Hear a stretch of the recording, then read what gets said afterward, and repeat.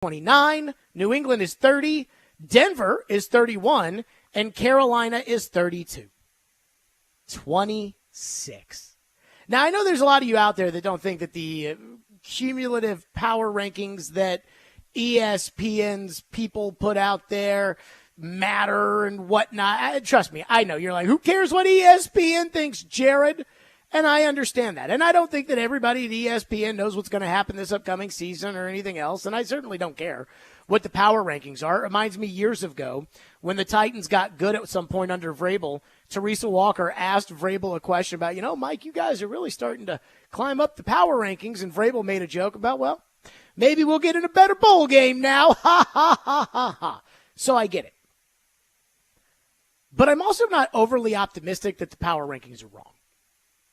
They're like, when I clicked them and I'm like, let's see where they have the Titans. 26. That means you're about a 5 or 6 win team. Now, again, every single team except for the Chargers that was worse than the Titans last year is worse on the power rankings this year than the Titans, which means that for the most part, they're taking a look at what happened last year. The Chargers get a bump because they went out and got Jim Harbaugh. The Broncos take a dip because they've got Bo Nix at quarterback. And so it's like, okay, what happened last year is not going to be what happens this year. We all know that. This time last year, everybody thought the Texans were going to be terrible, and the Texans ended up in the divisional round of the playoffs.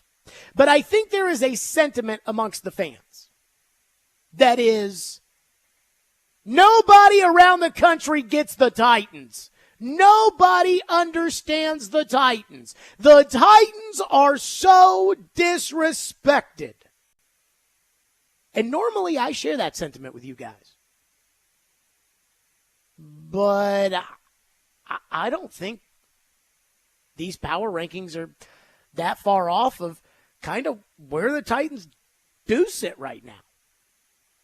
And then it depressed me because it made me think, oh, God, we're going to have another one of those long seasons, right?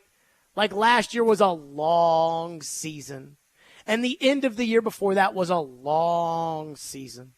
I can't tell you what I would do for somebody to give me the ability, if somebody built a time machine and they said, all right, Jared, you could go back wherever you want to go right now. I'm like, take me back to the Thursday night that Todd Downing got that DUI on I-65 when the Titans were 8-3 or 7-3 or whatever it was, and they had a 96% chance of winning the division, and they had just beaten Aaron Rodgers and the Packers on Thursday Night Football, and there was all this talk about whether or not the Titans were still competitors with the Chiefs and the Bills and everybody else in the AFC, even though they had traded away A.J. Brown.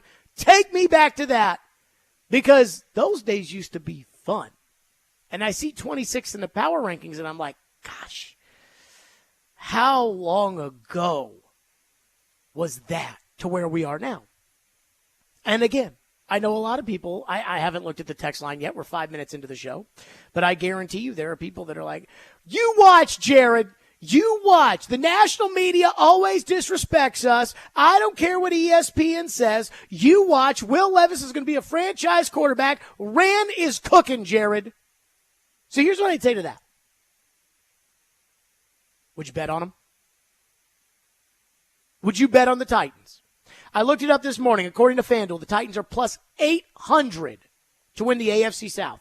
Plus 900 on that doing terribly ESPN Bet Sportsbook. If you guys believe in Will Levis that much, if you believe Mike Vrabel and his coaching staff was the problem, if you believe Rand has cooked, if you believe in L'Jarius Sneed's knees, if you believe Bill Callahan can turn water into wine, or in this case, at right tackle, sewage into wine, why not put $500 on it right now? At plus 900, $500 to pay you $4,500. If you believe in the Titans, would you put $1,000 on the Titans at plus 900? I mean, Taylor Lewan came out last week and said he thinks the vibe is so good, the boys are going to win the AFC South. Ian, if for me to put $1,000 on the Titans, what would that be for Taylor Lewan? $1 million? I don't know about that. Maybe Probably like, yeah, 10? 10? Yeah, probably 10. 100 grand. That probably sounds about right. Is Taylor going to put $100,000 on that Twitter proclamation? Make it $1 million, basically.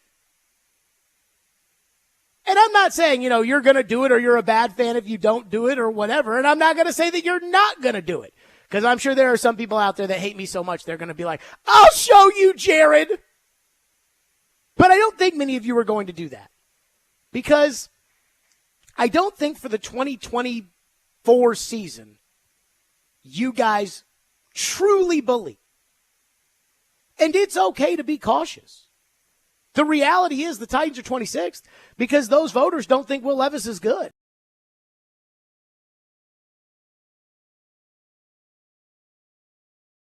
I don't care about that.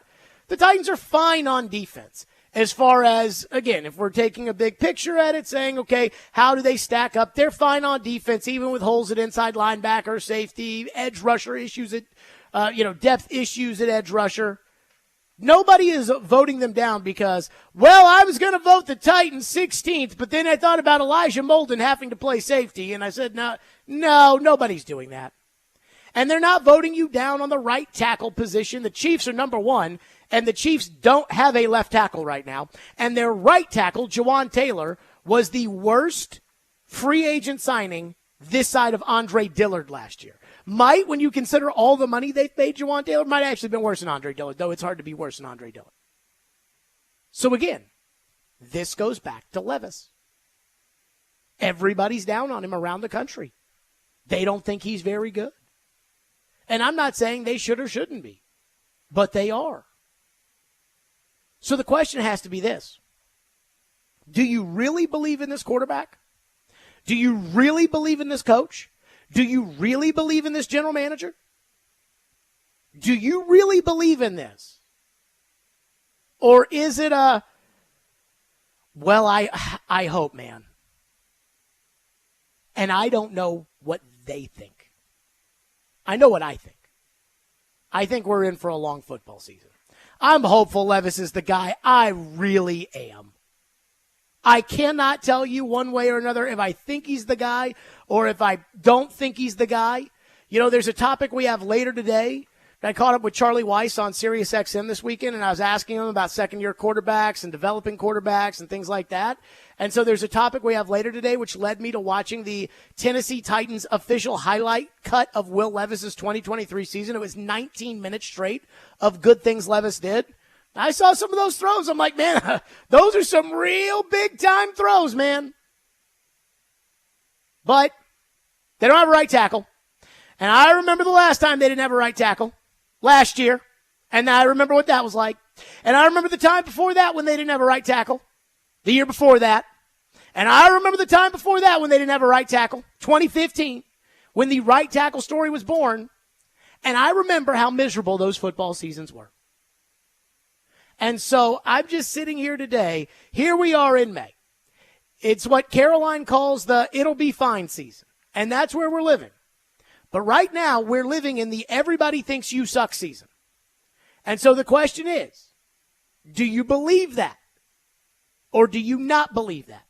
If you don't believe that, why don't you believe that? And the point I brought up earlier, would you put money on that? Would you put $500 plus $900 on that ESPN Bet Sportsbook, plus $800 on the FanDuel Sportsbook? Would you put that $500? Would you put that $1,000 that this team can do what the Texans did last year, that the Jags, what they did the year before that, you can do that? Would you do that? And I don't think a lot of you would. And so I just, again, not to sit here and say that the ESPN Power Rankings are the end-all and be-all of what's going to happen this season, and I am excited to see how the young quarterback develops, performs, to see if, this new coach, if he's got the goods like a lot of these other guru coaches have. I mean, I'm excited about that. But, man, it's depressing thinking, the only teams they think you're better than, Washington, New England, Arizona, the Giants, Carolina, and Denver. I don't want another long football season. Oh, So that's how we're starting. 615-737-1025 is the phone number, 615-737-1025. Now, I did hear some chatter this week on the national scale about the disrespect level of the Titans. What is the disrespect level? What is the will show them level? And what is reality? We'll do that next. 615-737-1025 is our phone number if you want to weigh in on that. And Robbie Stanley has sent in another number, Ian, in case people, heard that first segment and maybe decided they wanted to make a wager in their belief of the Titans. 1-800-889-9789. Okay, yes. It's the Tennessee Red Line, the number Robbie sent in on that one. So if you want to do it, go ahead, I guess. I don't know. 615-737-1025. We're off and rolling. Stillman & Company, 102.5, 106 for the end.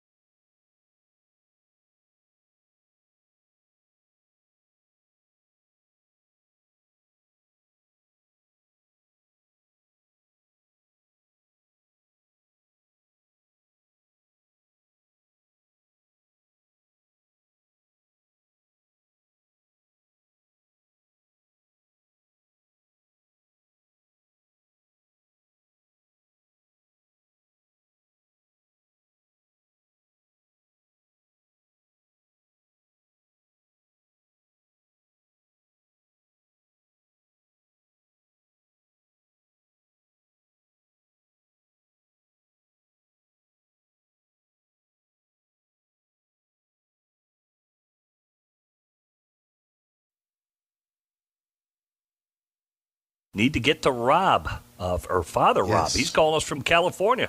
What's up today, Rob, Father? Howdy, Jim, Pat. Good to talk to y'all, boys.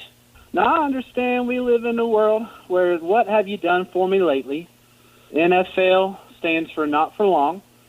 But it seems to me that the world has forgotten about the Titans. The disrespect for them and Will Levis, it's just got to stop, fellas. From ESPN making a video of all the tackles drafted in the first round.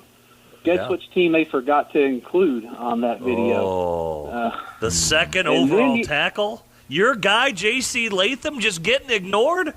But you got the same network during their draft show, Mr. Pat McAfee. Loves the personality, but we know with that 2019 draft in Nashville what his thoughts are on the Titans. And when we was picking Latham, I didn't really get to hear anything about him because after the Titans selected their player, they went to a magic show with the card trick guy. And I was like, you got to be kidding me, man. It's like Rodney Dangerfield. Just no respect. I mean, should we even play this season, or should we just hand the keys to C.J. Stroud now, guys? Play mad. That's what you're going to do. Your coach is going to play right to that theme. And I saw people today talking about how much they think the Titans are going to be a surprise team. I have no idea who Pat Kerwin's talking about there saying that the Titans are going to be a surprise team. And that doesn't mean that I don't think the Titans are going to be a surprise team, though I am not counting on the Titans being a surprise team. But when he's like, I saw people saying the Titans are going to be a surprise team. Ian, have you seen that? I have not, no. So I don't know what he's talking about. Now, that being said, they tell you in radio school, hey, the callers are a part of the show, but it's not all about the callers. That's why we pay you, the radio host. We don't pay the callers. And normally I get that. But I thought that call to Moving the Chains on NFL radio on Friday with this caller being like, I mean, we get no respect being Titan fans. I mean, on the Pat McAfee draft, they took J.C. Latham, and they immediately went to some card show, which I don't even know if that's true or not because I was too busy yelling and screaming on our own draft show that I didn't know about what McAfee did or didn't do, but it sounds about right. And so Moving the Chain says the Titans will play up the disrespect card. And I'm like, that's not going to magically make Will Levis a better quarterback. Like, I know it sounds good. Nobody believes in us and we'll show them. But I'm like, I don't know. Meanwhile, I do like Pat Kerwin a lot on SiriusXM NFL Radio. He's a former executive in the NFL. He's a former coach in the NFL. He's been in the media forever. I mean, he's a been there, done that, skins on the wall kind of guy. He actually seems to like the Titans a little bit. Jim, they got a good-looking offensive line. They got a full complement of receivers. I'm not a big Tony Pollard guy to be the bell cow back. Spears should get more than him. Levis, that's where the story lies. Is he ready to do what he's supposed to do to take this team where they're supposed to go? Simmons and Sweat, if Sweat is handling everything like he should, watch out. They'll be big inside and good. Okay, so at least there's some positivity there.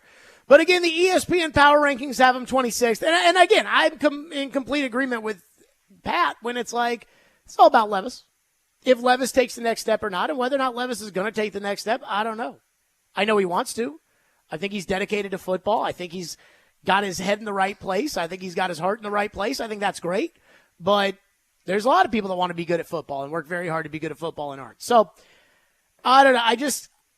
I'm so sad about the idea in May of having another bad football season. And he said that they have a good offensive line. I don't know if I'd say that. We'll see whether or not the 7th overall pick can be a star left tackle. We'll see whether or not the left guard who was picked 11th last year, which, again, don't get me started on that, but we'll see whether or not he's actually good. They did sign Cushenberry, who I expect to be a good player. And then the right side of the line, who knows? So I wouldn't say that that's a good line, but it should be better than Andre Dillard. Though this time last year, people were optimistic that Andre Dillard was going to be good. Phone lines are driven by WilsonCountyHyundai.com, 615-737-1025. One texter says 26th sounds about right. I expect the Titans will win 3 to 5 games next year. Let me just say this.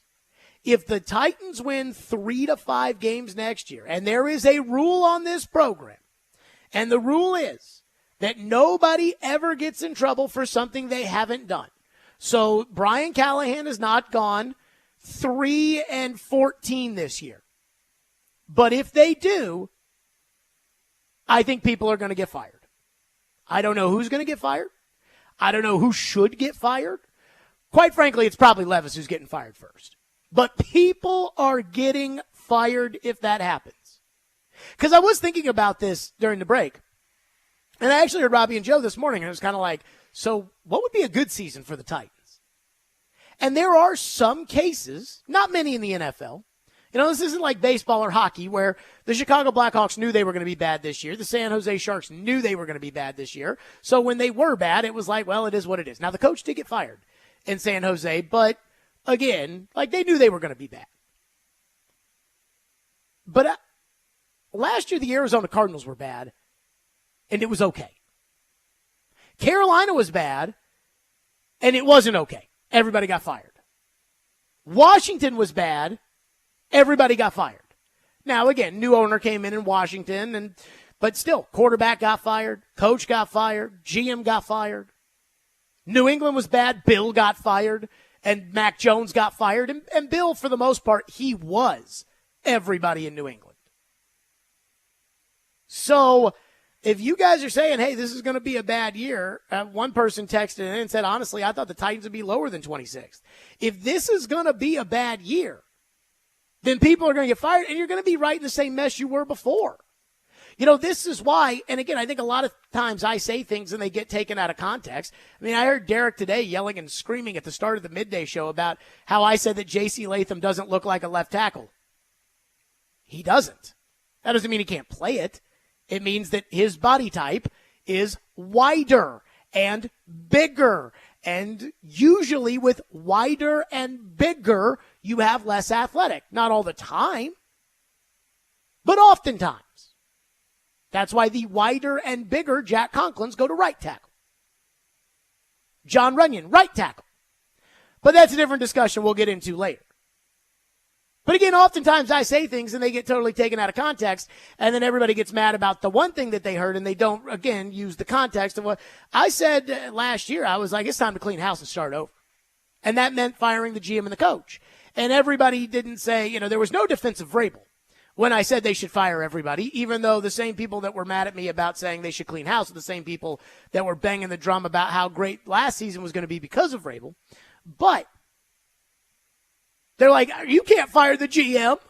And I'm like, it's really more about cleaning house than it is about Rand not being good at his job. Now, I'm not convinced Rand is good at his job. But again, it was more about, hey, let's just start this thing over and do it right. Because if the Titans go 3-5 or win 3 or 5 games like that texter said, if that happens, and again, it hasn't happened, so nobody's in trouble, but hypothetically speaking, somebody's getting fired, and it's probably going to be Rand, right? Probably not going to hire the coach or fire the coach that you just hired, because that was the same reason why we couldn't fire Rand last year. We just hired him. So now you're going to be hiring a general manager to work with a coach who the general manager didn't hire. Gosh, has that ever been a problem for the Titans? Oh, yeah, last year. So it's like, that's the thing that depresses me about, man, I hope everybody's wrong. I hope the texter's wrong. I hope the power rankings are wrong. I hope my gut's wrong. And I am generally speaking about the Titans, optimistic person. Now, I'll point out things I don't like. But, I mean, I thought last year when they all said the Titans were going to be bad, I was like, I don't think so. They were one Josh Dobbs screw up or even a bad call, whatever you want to call it, away from making the playoffs the year before, and that was with everything going wrong. Surely the offensive line can't be as bad as it was last year. I said last year, and then it was. So I'm usually more optimistic than not. When they kick that football off every September, since I've been about 13, I've thought, you know what? This could be the year. Like, this could be the year for the Titans.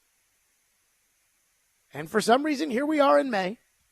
And I am fascinated to see where this quarterback goes. But here we are in May, and I don't feel that way at all. At all. Caleb says, I think Will Levis has shown enough to prove he's not some bum.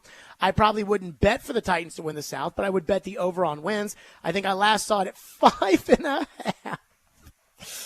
5.5 or 6.5, given the crap team we saw last year and what we now have on paper. I think they'll win at least 7. Here's the problem with that. For all the good things that you added, and I would agree, Chidobe Awuzie is a step in the right direction. I would agree, Lloyd Cushenberry, as opposed to little baby tush Aaron Brewer. I think that you're in the right direction there. While I don't love PT, I do like the idea of Latham and PT at the 2 tackle spots over Dillard and Radence at the 2 tackle spots, which is what they had for the majority of last year. Like, I guess I'd probably like that more. But we are forgetting the fact that Derrick Henry's not on the team anymore. And as much as you guys don't want to run the football anymore, as much as Derrick Henry was approaching 30, as much as Derrick's got a better shot to win a ring somewhere else, and a lot of people are happy about that, you don't get better by losing Derrick Henry. Now, did they make up for it with all the other moves they made? Maybe, I don't know. But when it's like, oh, look at all the players we added. Right. And I'm not saying that you're not better off with Chidobe Awuzie out there instead of Christian Fulton, who sucked. But you still don't have Derrick Henry. You get 7. I mean, I think if I was the owner and I was kind of saying, okay, here's what my expectations are. And these are not the official Stillman and Company expectations, which come every year at the start of training camp. I think I'd probably be looking at about 8 or 9 wins. You know, the old man used to say, competing for the playoffs. I think I would go with that. But I don't. 615-737-1025 is our phone number. Joe was out at Titans rookie minicamp on Friday, as was I. Joe wrote 1,000 words or more. I don't even know how long the column was about T'Vondre Sweat. And let me count this up. The entire story, the entire Joe Rex Road long story could be summed up by the very last 1, 2, 3, 4, 5, 6, 7, 8, 9, 10, 11, 12, 13, 14, 15, 16, 17, 18, 19, 20, 21, 22, 23, 24, 25, 26, 27, 28 words. The final 28 words, one of which is hyphenated, could have summed up the whole thing. We'll do that next. Stillman and Company, 102.5, 106.3 The Game.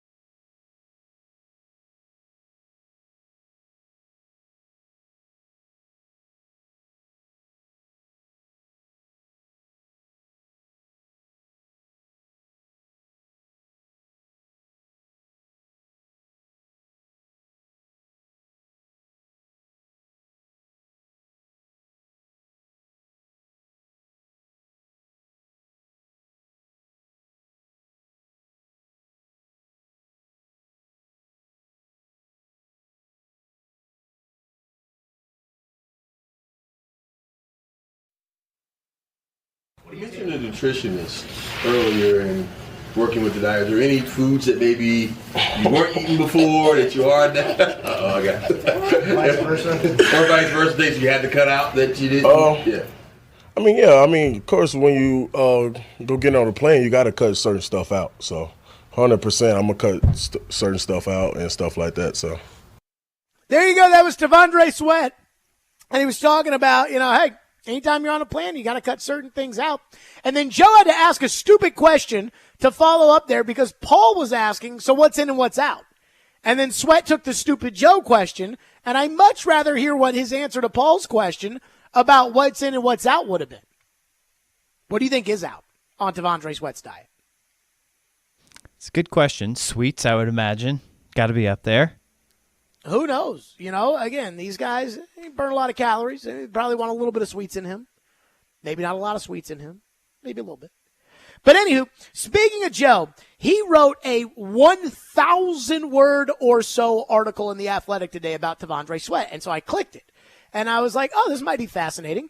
And it had quotes. And basically, if you had never heard of T'Vondre Sweat in your life, this would have been a good summary article for you to learn about T'Vondre Sweat.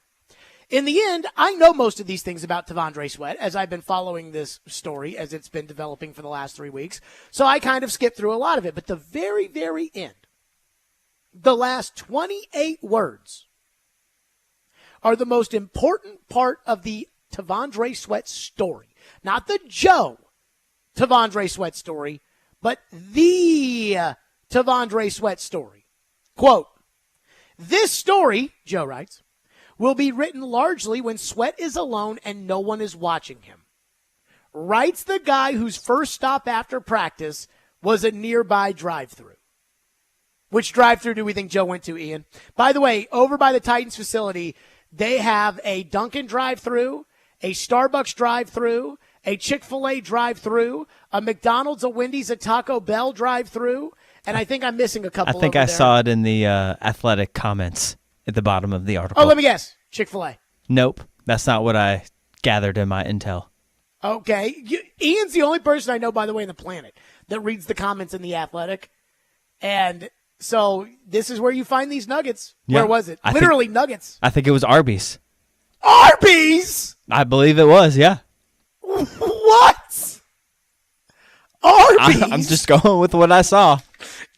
Joe went to Arby's? Someone goes, was it the Arby's? He goes, how did you guess? Arby's? Are you going to give me 1,000 guesses as to what fast food restaurant Joe went to, and I would never have gotten Arby's? Let me say this. I'm not skinny myself. So when it comes to T'Vondre Sweat, I understand exactly what Joe's writing about. And I think the entire T'Vondre Sweat story comes down to this. Can the Titans support him enough to where he, A, understands, and I don't mean listens to, but I mean truly understands how changing his life and behaving himself off the field can benefit his life and his career? And is there a strong enough accountability system in place so that T'Vondre Sweat won't fall into the traps that many of us fall into? I mean, that is going to be the defining factor as to whether or not, in my opinion, T'Vondre Sweat becomes a superstar or not. Like, I think there's a chance that T'Vondre Sweat, when we think about some of the greatest defensive tackles over the last 25 years, and I'm talking about some of the nose guys like Vince Wilfork, but I'm talking about some of the big daddies like Warren Sapp. And I keep using him, but that's because Warren Sapp was so good. And I think Sweat has that kind of potential. I mean, Albert Hainsworth was a different body type than Sweat, but Albert, you guys saw firsthand when Albert was motivated how Albert could single-handedly change NFL games. There's a lot of dudes out there that single-handedly can't change an NFL game. The best of the best can single-handedly change a game. Nick Westbrook-Akine, he's not a bad player. But he can't single-handedly just change a game. Vita Vea in Tampa Bay can. And that's what we're talking about here when it comes to T'Vondre Sweat. I don't think, because there's some kind of sentiment with T'Vondre Sweat because of his size and just the traditional position of nose tackle, like Ted Washington or Sam Adams back in the day, that if T'Vondre Sweat ends up getting on the field and getting his weight in shape and all of those things, that T'Vondre Sweat is going to be a nose tackle who stuffs the run. And then the question is, at 38, do you take a nose tackle who can stuff the run? And I don't even think about it like that. I think about T'Vondre Sweat, and I'm like, if they get this guy in shape, and if his face, if he is dedicated to football, then he could be like Warren Sapp. He could be, I think there's a chance that his size with his feet, now, he would be a different player than Simmons, but that he could be maybe more impactful than I really believe he's that good. But then there's the risk of this story is going to be written when he is alone and nobody is watching him. This story is going to be written when he gets home at 9 o'clock at night on a Wednesday. They've put the install in. It was a tough day of practice. I believe Wednesday, and I don't know if Brian Callahan's going to do this the same way Vrabel does. I don't know if this is how the entire league does it. But Wednesday is traditionally first and second down work. So those are going to be the days that T'Vondre Sweat practices the most. Is T'Vondre Sweat when he gets home at 9 o'clock after all the meetings, the practice, the workout, after a long day's work, is he going to sit there, flip the TV on, and say, okay, let's pull up DoorDash? Ooh, Wingstop. Or is T'Vondre Sweat going to be able to sit there and dedicate himself to the plan? And it's, oh, no, I'm supposed to, drink this protein shake here. I'm supposed to, if I feel hungry at night, I'm supposed to eat a Quest protein bag of chips kind of. Can he do that? It's a struggle, man. And you're talking to somebody who weighs 40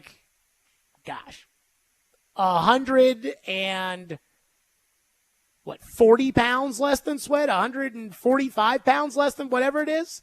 It's a struggle. Now, I'm not as tall as Sweat, but it's a struggle, man. It's tough. I get it. And I think that, again, and that's not only the other red flag stuff with the DWI of hey, we're going out tonight, and now Sweat's got $4 million in his checking account because I think his signing bonus is $375 or somewhere around that. And it's man, I got this Lamborghini, and I take the Lamborghini out, and we're going to show it off. And I had a couple of cocktails. You know what I mean? It's can you not do those things? And I truly believe that we're going to know very quickly whether or not Sweat can do this, because they get about 6 weeks off. Now, the rookies may be less. The rookies might get there a week before. But they get about 6 weeks off. And when they come back from the end of OTAs and minicamp, everybody weighs in, and everybody does a conditioning test. And if he can't pass the conditioning test, we'll know right then and there, okay, yeah, this is going to be a problem. This is going to be a trouble.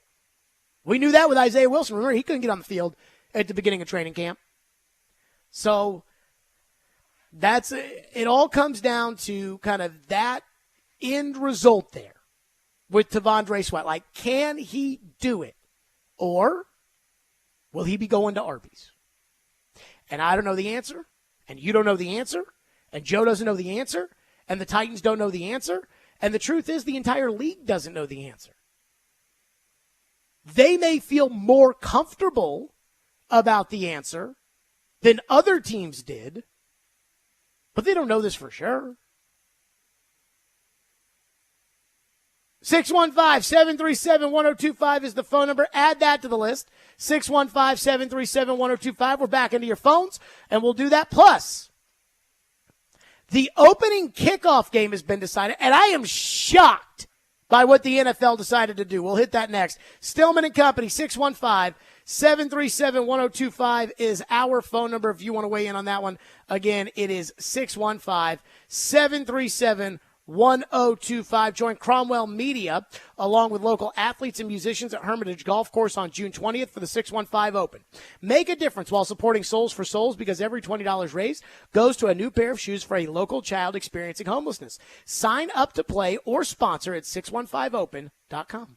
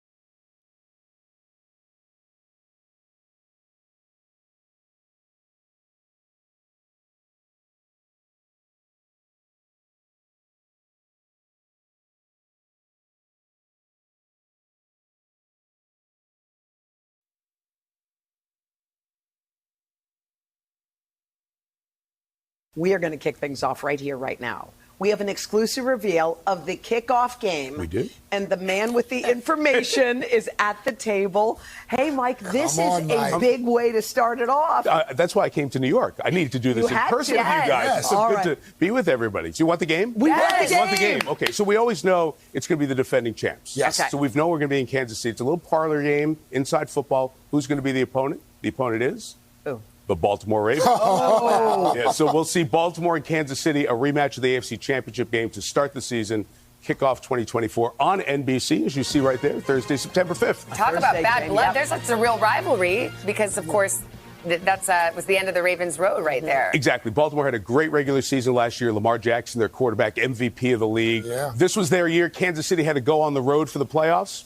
Kansas City went to Baltimore, beat them, got to the Super Bowl and won. So it'll be a bit of a way to start the season for Baltimore, kind of clean last year's slate a little bit.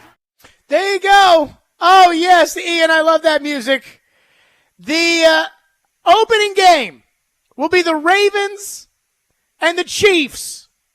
Ian, go ahead and take me down for another incorrect guarantee. Yeah, I got to mark it on the list. I am shocked when I heard that Ravens-Chiefs was going to be the opening game. By the way, the league is going to announce on Wednesday the NFL schedule. My guess is that would be Wednesday night they would announce it. 7 o'clock, I believe, Central. Thursday will be the day where we react to the schedule one way or another. And, yeah, I mean, it matters. Like, if I was putting together the Titans schedule, I'd want to play all crap teams at the beginning so that the Titans could start the year off 4-2, and all of a sudden there'd be some excitement and optimism and then maybe confidence and everything else. But I am shocked because the NFL almost never burns a true premium slam dunk primetime game in the opening game. Because the way they view it, and I think this is the right way to view it, is you can take kind of a secondary game, a game that would be a good Monday night football game or a good Thursday night football game. You can take that game and you can stick it in that opener and everybody's going to watch it. Last year, the Lions and the Chiefs, that was a perfect opening kickoff game. Two quarterbacks. You got to have a quarterback on each team. You can't put some team out. No offense. You can't put Will Levis out there on opening kickoff night. You can't put Kenny Pickett out there. You got to put real quarterbacks out there. And Jared Goff's a real quarterback. And the Lions had some promise. You know, they had almost made the playoffs the year before. And there was a lot of hype about the Lions. But again, it wasn't like the Lions were considered a Super Bowl contender. And then, of course, the defending champions are always hosting. And so for me, I thought that this was a slam dunk no-brainer that it was going to be the Chargers. Because I'm like, this will be Harbaugh's first game back. And so that brings an audience in and of itself. The return of Jim Harbaugh. He's a star. Both teams have quarterbacks, Mahomes and Herbert. And the LA market, they love that kind of stuff. And plus, the Chargers might be 3-7 when they play the Chiefs later in the season. So that would not be as premium of a game as the guarantee of the first game with the defending Super Bowl champions against the coach that just won the college championship. I thought that was as easy of a slam dunk as possible, which makes me think that NBC went to the NFL. The way they kind of snake draft a lot of these games, really what happens is the networks go to the league and they say, we want this game. We want these games. And you can give us the Titans for some of these other games, but, we want this badly. My guess is NBC probably went to the NFL and said, if you're going to put Ravens, Chiefs on Sunday Night Football, so it belongs to us, if you're going to do it, let's make it the opener. And the NFL probably said, okay, we're going to do this now, but you're going to get the Dolphins on Sunday Night Football. On real Sunday Night Football, you're going to get Chicago and the Dolphins. And they probably said, we'll do it. We'll take it. And I don't know why. Because, again, you're going to it's the first football game of the season, and we're talking about Harbaugh and Herbert. That is watchable television. You're going to get a huge audience if that's your game. Now, you're going to get a bigger audience for Lamar versus Mahomes, but you're going to get a huge audience. So is it worth burning the premium game when, you could have put this in the middle of October, and it's the kind of football game where even on October 26th, we're sitting there saying, Lamar, Mahomes, the rematch. I was surprised. 615-737-1025 is our phone number. By the way, and we'll talk about this later in the week, probably ad nauseum, I am expecting the Titans to have one Thursday night game, and that's it. Everything else that is not a West Coast team, whether it is a West Coast team coming here or you going on the road to the West Coast, I expect everything else to be Sunday at noon. And I know there was a schedule, there was a tweet, who knows if these things are real or not, of a schedule leak that the Titans would be playing the late game against the Chargers on Thanksgiving Day. I do not buy that at all. Chase sent that to me last week, and it was like Thanksgiving night, and it's the Lions. I think it might be like the Lions and the Packers, and then after that, the Cowboys in Washington, and then the Titans and the Chargers. And I'm like, they are not playing that game on Thanksgiving. They are not putting Will Levis on Thanksgiving night. They're not doing that. So, again, I think it's going to be one Thursday night game, and then the rest, it's all going to be noon kickoffs on CBS, and I can live with that. LD from McMinnville, he texts in and says, even if the Titans win 3 or 5 games, they are still not going to fire Rand Carthon. And you, Jared, are smart enough to know that. Stop being hyperbolic. No. I'm smart enough to know that when the Titans tell Diana Rossini on Thanksgiving that they're not going to fire Mike Vrabel, that they're not telling the truth. That's what I'm smart enough to know. What I know about the Titans is if things don't go well this year, somebody's getting fired. And you guys can think Rand's doing a great job. That's fine. I'm sure they think Rand's doing a great job, even though they promoted his subordinate Chad Brinker above him. But if they win 3 or 5 games, they're not going to be thinking he's doing fine. And she's shown us that if she feels that way, she's going to fire you. I mean, I'm sorry. You guys act like this whole John Robinson winning 61% of his games thing didn't matter because he drafted Isaiah Wilson. But if Rand Carthon wins 6 games in year 1 and 3 games in year 2 and wins 9 games over the first 2 years, the exact same amount of games John Robinson won in year 1, she's going to fire him. Because she gave John Robinson an extension and fired him. And you can't tell me Rand is on safer ground now than John was a week after signing a contract extension. You cannot tell me that. So again, nobody gets in trouble about something until they have to. Nobody. We've got that rule here on the program.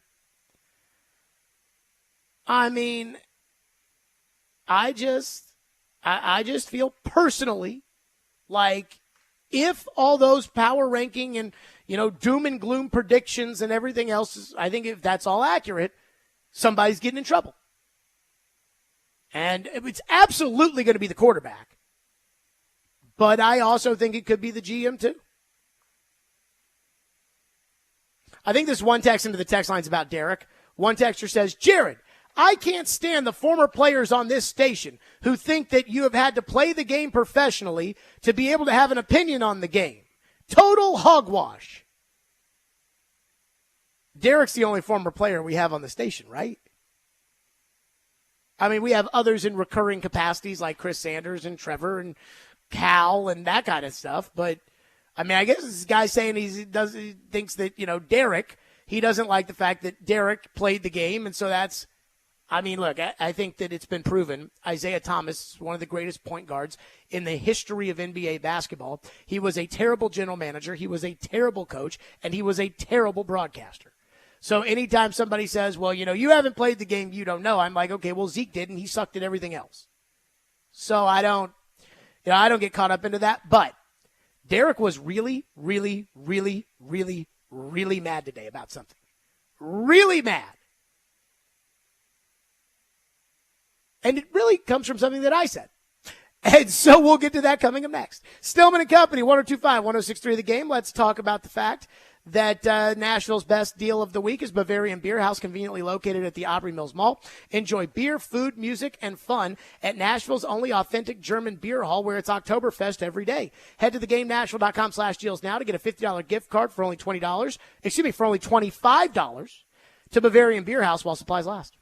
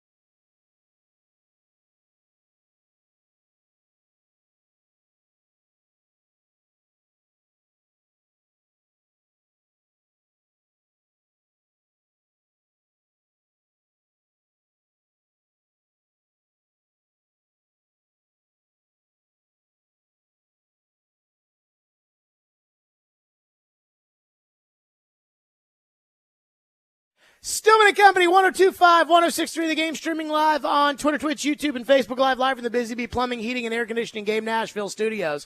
So I went to rookie mini camp on Friday. My first time out there, I was interested in two guys, J.C. Latham and T'Vondre Sweat. And I started the show on Friday, Ian, I believe, by saying I was surprised after all the talk about how big J.C. Latham was, that I didn't think J.C. Latham was this hulking, superhero-like, giant Cam Newton type wow that everybody was making him out to be, and that T'Vondre Sweat wasn't as fat. Yeah, I think that's about right. As everybody was saying, T'Vondre Sweat, he's 360, he played at 380. I'm like, my God, how fat's he going to be? Holy crap. And so, that was kind of my takeaway. And then I think I said on the program that I think that J.C. Latham looks like a right tackle. Like, I got out there, saw J.C. Latham, saw the size of his ass, saw how broad his shoulders were, and I was like, he looks like a right tackle. Now, that doesn't mean that he can't play left tackle. That doesn't mean that I don't, Bill Callahan isn't as smart as me. I'm not saying that. But when I went out there, I thought he looked like a right tackle. Now, Joe this morning was talking about how he thinks Latham looks like a right guard. Joe's like, I'm looking at him, he looks like a guard. He looks like Roger Saffold. Now, it should be noted, Roger Saffold came into the NFL as a tackle and then was converted to guard. But just from what I saw, just my eyes, he looked like a right tackle, not a left tackle. He looked more like a guard than he looked like a left tackle. And then everybody today was all worked up about Joe saying that and me saying, again, I'm not saying he can't play left tackle. I'm just saying what I saw when I saw him on the field. And today, I'm out walking my puppy, Ian. I'm trying to kind of tire him up before the show because, he's got to go in the pen during the show. And so it's like, got to get that exercise out. I'm just trying to walk my puppy, and I got my headphones in, and I'm listening to the midday show. And Derek out the gate is screaming about J.C. Latham, who, again, no matter what Derek says, and Derek was a great receiver, but no matter what Derek says, it doesn't change the fact that J.C. Latham looks like a right tackle. Here's what he said. If he can do the job that we're asking him to do at left tackle, that's all I care about. Just protect the quarterback. I have to ask. Where did this all come from? Because I Where did you hear this? Because I keep hearing it on our shows, like every call him out. Jared, Rex Road, all of them. They keep on saying but I want to know from these guys, like, really, what does they? Okay, so if he looks this way, that means he's going to be the left tackle. So even if somebody played left tackle, if they don't look like a left tackle, we can't put him at left tackle. Is that what we're saying? So we can't switch a guy that came into college as a left tackle, but because they had a left tackle, they put him at right. He excelled at right. Why switch him? He excelled at right, people. Why switch him from right tackle to left tackle? Well, that's a different discussion as to why you would switch him or why not. His body type is that of a right tackle. And I'll give you an example. I pulled up today, Laramie Tunsil. I think Laramie Tunsil might be the best left tackle in the NFL. Laramie Tunsil, 6'5", 313. Taylor Lewan, a prototypical left tackle, 6'7", 309. Again, not small guys. But when you're 6'7", you're 309. When you're 6'5", you're 313. You are leaner at left tackle than somebody who is traditionally a right tackle. Because I'd argue Penei Sewell is the best right tackle in the NFL. Ian, would you agree with me saying Laramie Tunsil is the best left tackle, Penei Sewell is the best right tackle? Hard to argue that. Penei Sewell is 6'5", so the same height as Tunsil. 355. You see the difference? J.C. Latham is 6'5", 342. That's a right tackle. What's the difference? Here's the difference. The left tackle is responsible for the quarterback's blind side, which means that the left tackle's number one job is to keep the edge rusher away from the quarterback, period. Which means he has to be more nimble, long, and able just to push that edge rusher away a little bit so he doesn't get to the quarterback. That's the job of the left tackle. A right tackle has a different job. He doesn't need to push the edge rusher as far away from the quarterback because the quarterback can see the edge rusher that is coming towards him. In fact, in most cases, teams have their pass protector as their left tackle, and their right tackle is kind of a glorified guard that is out there just killing people. That's what Jack Conklin was. And what's crazy is I actually looked up Conklin's weight. Now remember, Conklin played left tackle in college. But I looked up Jack Conklin's size. Conklin was 6'5", 308. Lewan 6'7", 309. You said, well, that's the same. But you guys know Taylor Lewan, and you guys know Jack Conklin, and Jack's body, his shoulders are wider, his butt is bigger, and Jack is more of a pusher.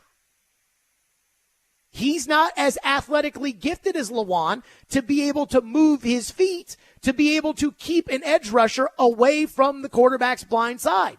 That's the difference. That's why, and Bill Callahan was asked this week about, Jedrick Wills went to Alabama and you flipped him from right tackle to left tackle. So J.C. Latham went to Alabama. And Bill Callahan said, well, they don't have the same body types. Because when Jedrick Wills played right tackle, Tua was the quarterback, a left-handed quarterback, which means his blind side was on the right side. So the job of the right tackle, again, is not to get out there and maul in the running game, but his job is to just make sure that edge rusher coming off the quarterback's blind side is just pushed out of the way a little bit. And what you can't have is you can't have a guy who's so big that he can't move his feet fast enough to be able to get out there and to be able to push somebody away. On the draft show, and even leading up to the draft, Trevor said leading up to the draft that J.C. Latham was a right tackle who might have to kick inside to guard. Why? Because of his body. Because he's big. Because he's got a big tush. Because he's got big shoulders. Because that's what right tackles and guards are. And so the Titans took J.C. Latham.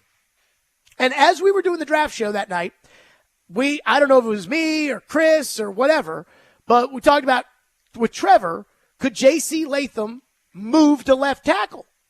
And Trevor said no. Trevor's like, no, he cannot move to left tackle.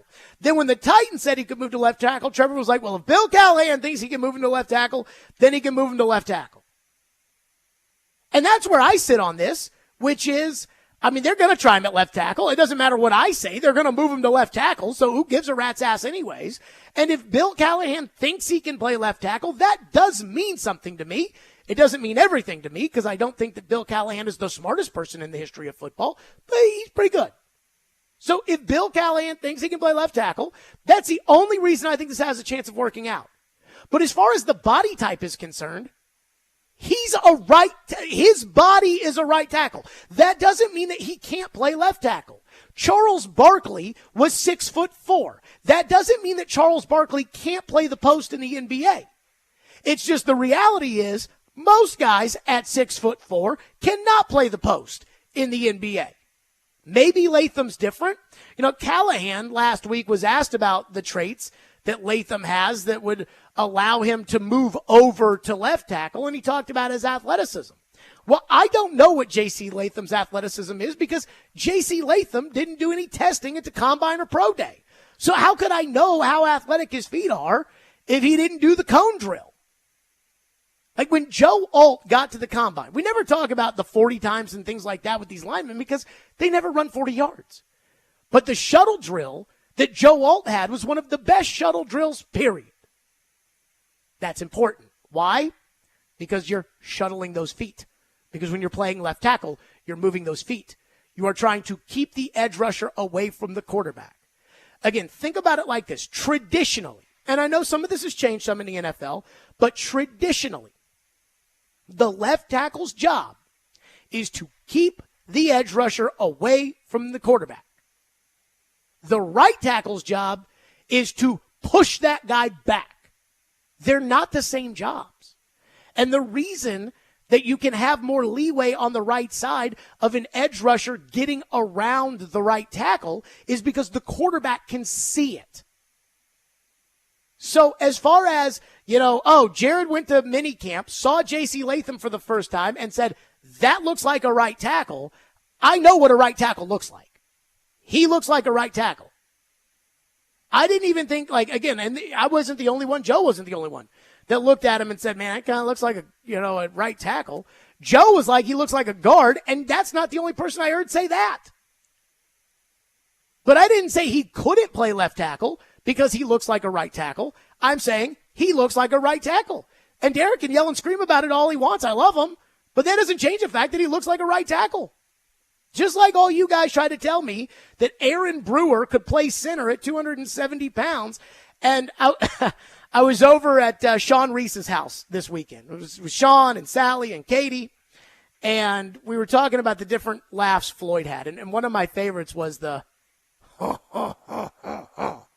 and I was joking about how every time I hear somebody give me an excuse for why they think PT can play right tackle, every time they try to give me some kind of – somebody sent this a whole long thing into the text line the other day about how there's a whole long thing in there about how, when Floyd told me the right tackle story, the 2015 team was in a different spot than this team, and, that right tackle story doesn't apply, and that this – and Ian, you know what I thought when I saw that long explanation about this story that the only person present for was me? The only person that heard this was me, and I know exactly what he meant by it because, again, I was the only one there. All I could think of when I saw that was Yep. That old man, like, little chuckle.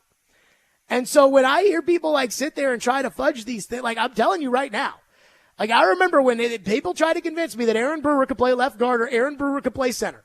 And I just kept saying, if you told Floyd, if Floyd came back from the grave and you said the Titans left guard is 270 pounds, he'd have been like,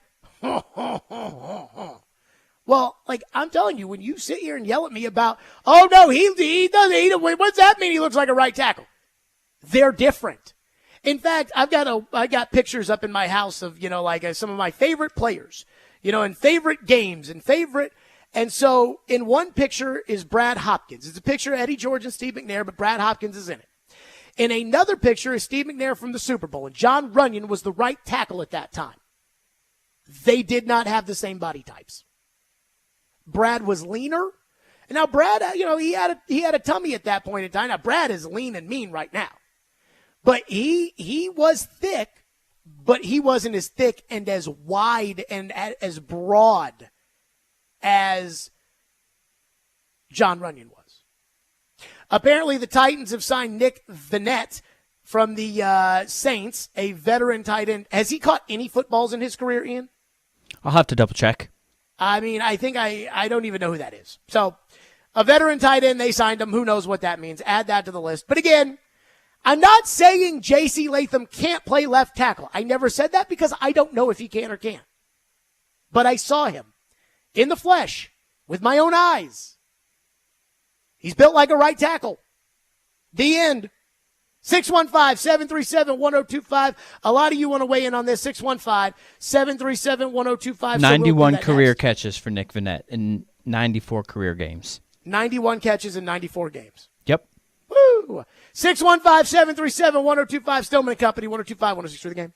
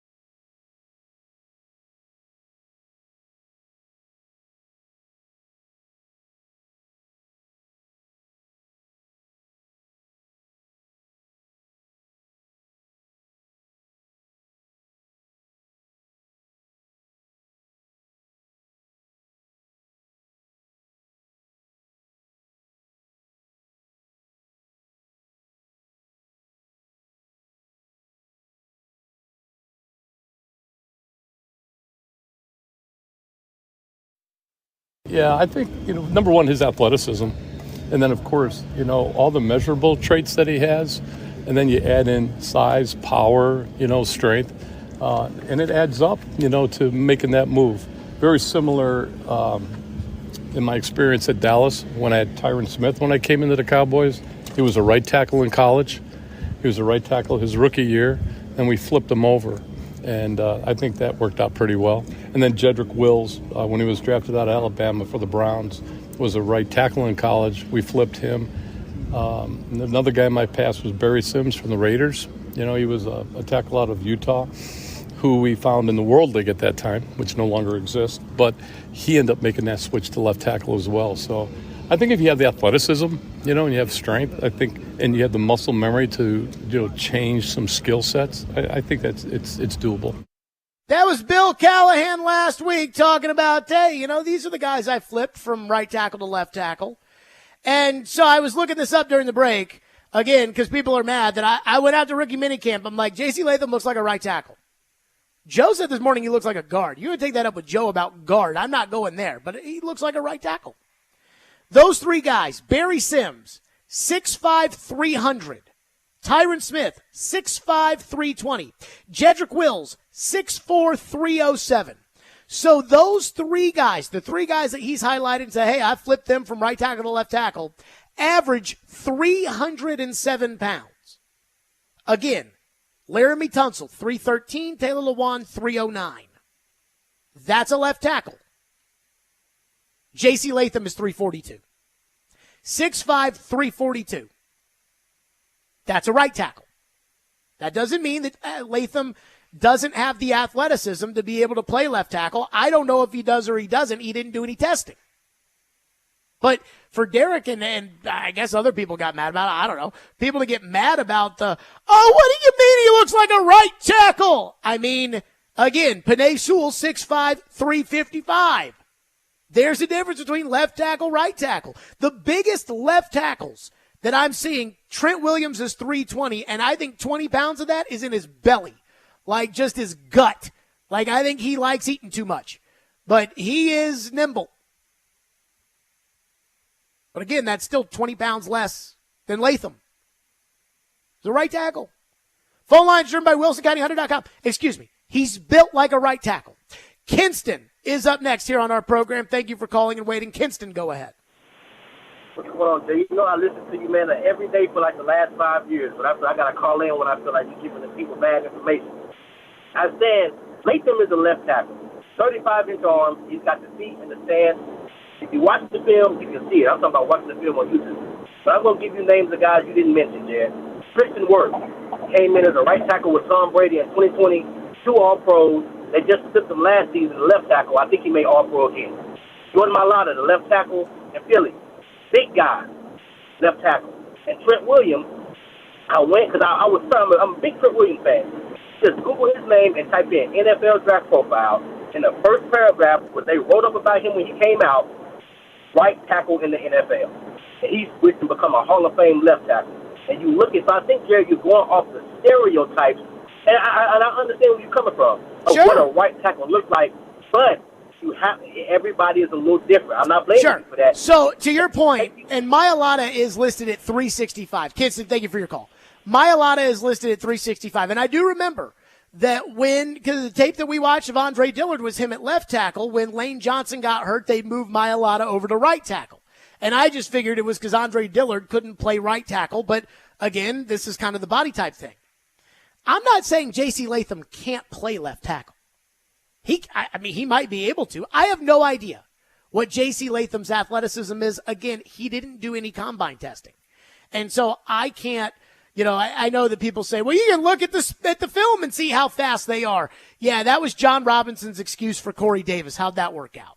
Well, it doesn't matter that he didn't run a 40. We can look at the tape and see how fast he runs. Okay. Is Corey Davis ever fast? So, I don't care about look at this one Alabama tape that he ran this or I don't care about that. What I do care about, though, is, again, in the case of Tristan Wirfs, he's 320. Latham is 22 pounds bigger than that. That's what we're talking about. That is the prototypical right tackle. And what you're doing is you're saying, well, here's one example of somebody who was 20 pounds less that can play left tackle. But you're making my point for me, which is he's built like a right tackle, and maybe he can play left tackle. That's my point. He's not built like a left tackle. And here's what I'll say about the exceptions, because we love doing this. You know, I think Caroline and I were talking last night, and Caroline was like, how many times do Titan fans just use Jeffrey Simmons as the reason to excuse a problem with somebody else? You draft Caleb Farley coming off of 2 back surgeries. Well, Simmons had a torn ACL. You draft Devondre Sweat with his off-the-field issue. Well, Simmons had an off-the-field issue. You know, it's like every time the Titans draft a player with a red flag, they just say, well, Simmons, oh, okay. Tom Landry told Bill Parcells early in Bill Parcells' career, he said, if you draft for exception, pretty soon you have a team full of exceptions. The moral of the story there is you can keep excusing and using one individual scenario and saying, hey, this guy did it. This guy is not the prototypical left tackle, and he's able to play left tackle. Jordan Mailata with the Eagles. But if you keep doing that every time, then your entire team's going to be full of exceptions, and you're going to stink. And for everybody out there that's talking about, who cares what the prototypical body type is? All that matters is whether or not he can play, and who cares? Well, a question for the class right here. Why can't Skoronski play left tackle? I mean, if Skoronski was a good left tackle in college, and he's never played it in the NFL, and there was talk that he could play it in the NFL, you know, maybe he's a guard, maybe he's a tackle. Why has nobody ever let Peter Skoronski play left tackle? Why did the Titans last year, with no freaking left tackle, and I don't want to hear this bull crap that you guys tried to say last year, that guard center guards as important as tackle. It's not. Why last year did he never play left tackle? Vrabel, well, we think he's more like a guard. They'd never seen him play left tackle. Unless in practice they put him there, and I highly doubt that they would, because, again, practice is very limited in the NFL. I don't know if Mike Vrabel ever watched Peter Skoronski take a snap at left tackle. Ever. So how do you know he can't play it? And then Brian Callahan comes in right away after Rand in his press conference, that disastrous press conference where he said nothing. Rand says, well, you know, I wouldn't count Peter out of anything. He could play left tackle. He could play left guard. And then Brian Callahan gets a job, and Brian Callahan's like, he's a left guard. Why? Because of the prototypical arm length. Now, again, I can play the exception game here. And I can tell you that Rashawn Slater, who went to the same school and played the same position, has the same size arms. Pro Bowl left tackle. So on one hand, I'm supposed to believe that it's okay that Peter Skoronski is going to play an infinitely less important position, guard, than tackle, because his body type is not good enough for him to play tackle. But then I'm supposed to completely ignore J.C. Latham's body type. You can't have it both ways. And that's what seems to be going on here. Again, if you want to draft for exception, then you will have a team full of exceptions. And I heard Derek talk about, well, when I was coming out, people said that my body was built more like a running back than it was built like a receiver. And I have no idea if that's true or not. But Derek went in the 4th round. And oftentimes, guys who are good fall in the draft because there is something that is lacking, right?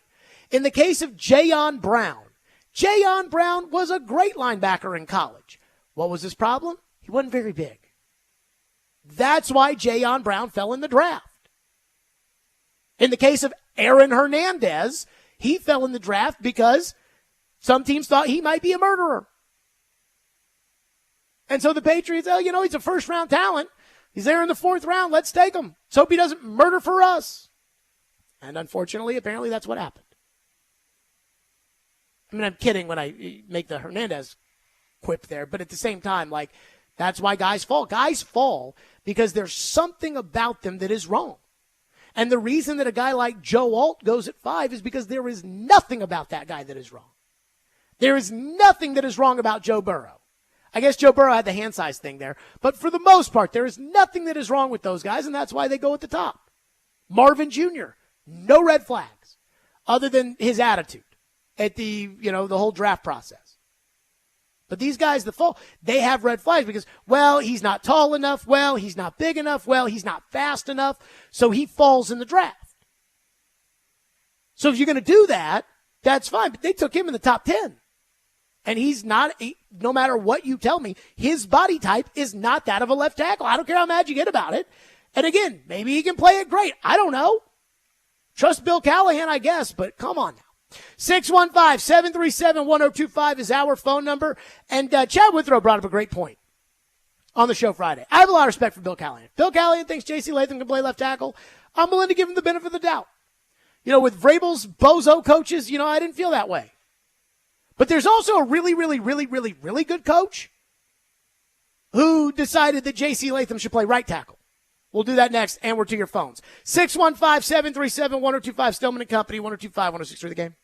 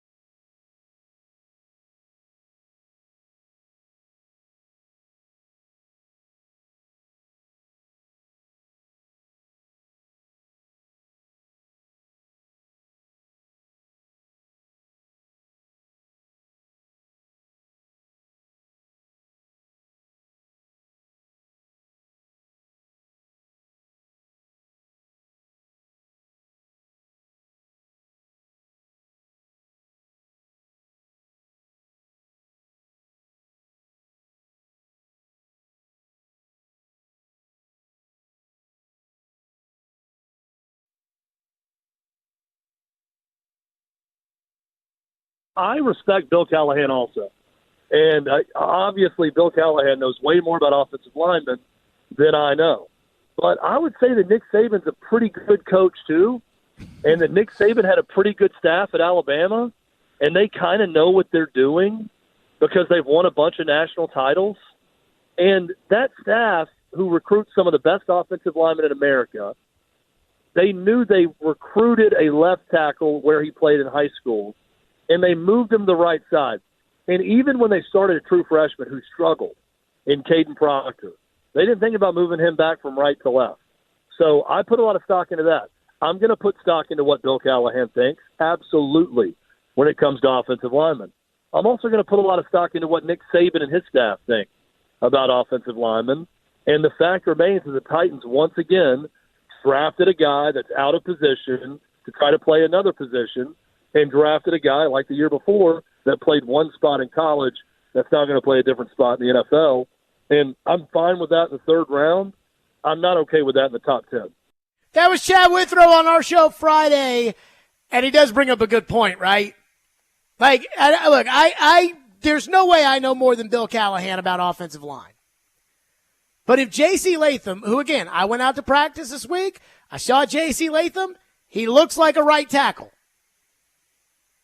If J.C. Latham was so good and could move to left tackle the way the Titans are just like, easy, why did Nick Saban not play him at left tackle? Left tackle is still a more important position than right tackle. Look at the money that Laramie Tunsil signed for this past year and compare it to the money. And I know Penei Sewell's making a lot of money, but compare it to, the money that Mike McGlinchey made in the same offseason. It's not the same. Now, Sewell's making a lot of money, but for the most part, everybody will tell you that right tackle is not as important as left tackle. The Titans are telling you that. Because if right tackle were the same as left tackle, then they'd stick Latham at his more natural position, which is right tackle. It does have to be asked that if we're going to say, well, Bill Callahan knows, then why are we not factoring in, as Chad brought up, well, Nick Saban didn't think that. Because Nick Saban didn't play him at left tackle. He played a true freshman at left tackle. And that is at least worth wondering. And again, Jedrick Wills, different body. Jedrick Wills, 6'4", 307. Latham, 6'5", 342. Let's go to Dustin, who's up next from Hoptown. Thank you for calling and waiting. What's up, Dustin? What's up, man? Hey, I'm with you. I'm getting tired of the same old let's experiment every time we make these picks, okay? We've done this over and over. Guys, dumb it down. Keep it simple. Make a good pick. Hey, I wanted Bowers, but I wasn't heartbroken when we took this guy. But look, also the body. You're saying, wow, how do you tell what the guy looks like, what position he's be? Well, what's a running back compared to a fullback? A fullback is big-bodied. He's going to run you over when you hit him and take hits. Running back, fast. Downhill, he's gone. Little few zigs and zags. I'm ready for some coaches that keep it simple. I'm not saying Bill Callahan can't do this and make this stick, but this is year in, year out. Let's keep it simple for a change. Hey, y'all ain't running out of nothing to talk about the way the Titans pick. Y'all sports radio is going to stay awesome. Dustin, thank you for your call. Let me say this. If it wasn't for Bill Callahan, for all the people out there that are like, Bill Callahan knows, let me just say this. If it wasn't for Bill Callahan, I would say this has no chance of working. Zero. Like, if the Titans still had Jason Hodeling as their offensive line coach, and they drafted J.C. Latham, and they went up there and they said he's going to play left tackle, I'd say, oh, God! Which I still said at the time when they said it, and I still kind of believe it. But it's almost like I'm giving them the benefit of the doubt because of Callahan, and I'm not saying J.C. Latham can't do this. But there is also a part of me that is looking at all of this thinking, their best left tackle is their left guard, their best right tackle is their left tackle. How fakakta is that? Like, what? I mean, if you've got a guy, you took 11th, and he was a good tackle in college, and he should be able to, why not put him at left tackle, his natural position? Okay, we're done at left tackle. And then you took a guy 7th, and he's a right tackle, and he's a good right tackle, and it's like, okay, put him in. Okay, now we're done. But not the Titans. They have all the answers. That's why ESPN ranks them 26th in the power rankings. Mutt says, so it's possible the Titans drafted another guard? Yikes. That's Joe that said guard. Jared did not say guard. Jared thinks that when I went to practice on Friday, I think that I saw J.C. Latham, and I'm like, that is a right tackle. Texter continues, I sure hope Bill Callahan is a magician. Who knows how he'll assemble this offensive line? I just hope at a minimum they have a top 15 offensive line.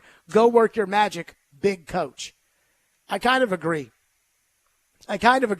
Corey Curtis had a smoker of a take today on the morning show. He said there's more pressure on Bill Callahan than there is on Brian Callahan or Will Levis. I was like, damn. One texter says Bill Callahan's tenure coaching in the NFL versus Nick Saban's tenure in the NFL. LOL. Well, let's think about it like this. I think they both coached 2 years as head coaches in the NFL. I believe Nick Saban was coach of the year his first year in the NFL. He wasn't very good the second. Bill Callahan coached his first year in the NFL and was the AFC champion. Then he was terrible and got fired. Quite frankly, I'd argue Saban's head coaching tenure might be better than Callahan's simply because Saban didn't get fired. Saban chose to go to Alabama. But Saban also didn't go to the Super Bowl, and Bill Callahan did. And let me say this, man. When I was at the Super Bowl this year, me and Rich Gannon were just chatting. I might have been backstage at the Sirius thing, but we were just chatting. And Gannon, we were talking about those old Raider Titan teams that, had some real battles back in the day, including the AFC title game in 2002. And we were talking about the idea that, man, those teams were so good, both of them, the Titans back then and the Raiders, and they didn't win Super Bowls. And Rich was talking about just like how it all came crashing down so fast, and I'm like, man, those Raiders teams, you think about those Raiders teams, they went to the AFC title game in 2000. John Gruden was coach. They went to the AFC title game, then the Tuck Rule game, then they went to the Super Bowl. It's a pretty good run. Those teams are pretty good. But again, Bill Callahan got fired. But then again, how much of that is Al Davis being a total kook? So there is a little bit different there. So Trot has texted into the text line. This is what I love about our text line. Trot has not texted the show, according to the text line, since November 3rd of 2023.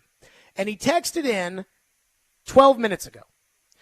On November 3rd of 2023, he said, I love your show and agree with a lot of your points. One thing that might be understated is how refreshing it is to have hope, namely at the quarterback position. So again, this was November of 2023 that Trot was telling me that he had a hope. Trot at 3:30 today. Mayo in the coffee equals 7th rounder.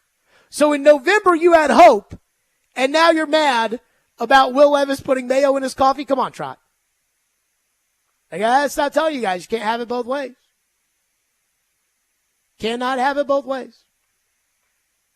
615-737-1025 is our phone number if you want to weigh in. And by the way, let me just say this. To answer the Chad Withrow point about how, hey, I know Bill Callahan knows a lot about football, but Nick Saban didn't think he could play left tackle. Here's what I truly believe. I believe as much crap as the Titans talk about, well, both tackles matter, they don't believe that. They believe left tackle's more important than right tackle. And I think they look at it and say, well, we've got one decent caliber tackle. Let's stick him at left tackle. Whereas Sabin probably thought, even though Caden Proctor was struggling, like, he's a good left tackle. He'll be good. We'll coach him up, all those kind of things. And so my gut tells me the reason that J.C. Latham's playing left tackle is because there's nobody better to play left tackle. If Taylor Lewan was on this team and in his prime, Taylor would play left tackle and Latham would play right tackle. And I'm convinced of it. 615-737-1025 is our phone number if you want to weigh in, 615-737-1025. So the Boohoo Soros crew, the guys, you can't trade him. Willie, Derek, Chris Mason, Ian. The Boohoo Soros crew is really bragging about a development with the Predators right now that happened over the weekend that I don't like very much, and I need an explanation for. We'll get to that coming up next. Hiller Plumbing, Heating, Cooling, and Electrical. They're proud supporters of the Preds. Have you ever had a contractor come to your home and it just take forever? And you feel like you wasted your whole day? Well, when you call Hiller, you don't have to camp out all day waiting. Be a happy camper this month with 0% interest financing for 24 months on select HVAC systems, generators, and tankless water heaters. Or take advantage of Hiller's $99 drain cleaning special. That's right. It's only $99 and you get a whole drain cleaning special. You can do those kind of things when it comes to Hiller because every month they've got some great deal for you to take care of your home. And again, be a happy camper, and I know this because I am when I use Hiller at my home. Take care of your home systems before the peak summer temperatures hit. Visit happyhiller.com today for details. That's Hiller Plumbing, Heating, Cooling, and Electrical, proud supporters of the Preds, the Vols, and Vandy. Hiller, call the Happy Face Truck today.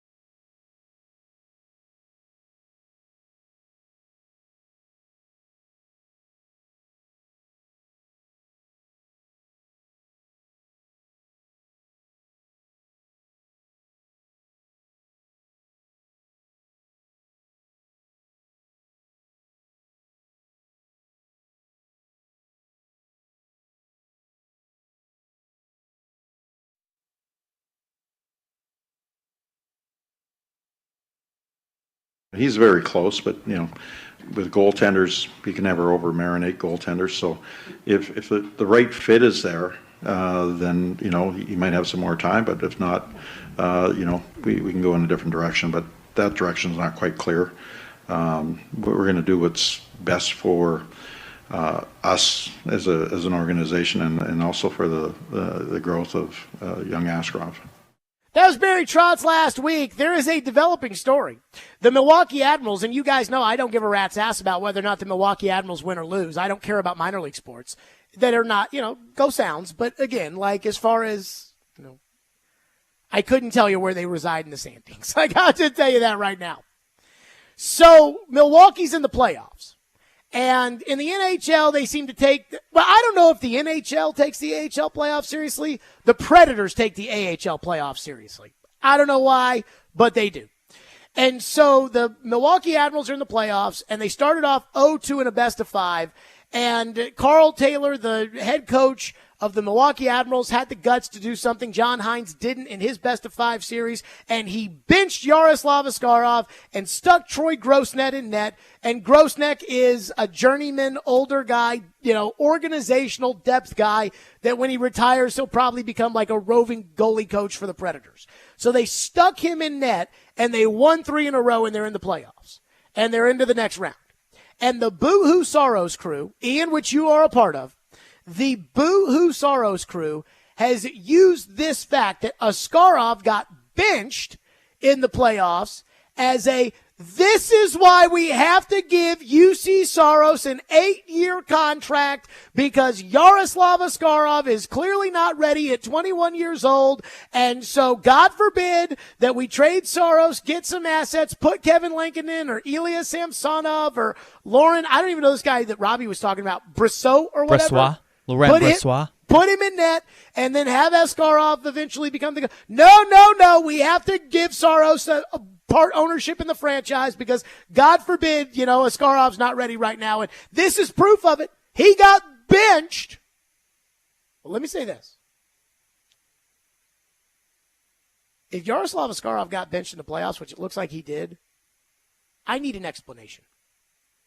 Because if I was Barry Trotz and Carl Taylor called my phone and he said that he wanted to play, again, a journeyman minor league goaltender over my number one prospect, who might be the future of my organization, in the playoffs, I would tell him, go ahead, play Troy Grossnet. And I wish you the best of luck. But you will not be the coach tomorrow because I will fire you because I don't have any time for Troy Grossnet. I mean, the point of the minor leagues is develop the young guys so that they're ready to play when it comes time for the major leagues. And I know everybody wants to live in Fantasyland, but Fantasyland doesn't exist because the Predators have to make a choice this off season as to who they think their goalie will be 3 years from now, 4 years from now, 5 years from now, 8 years from now.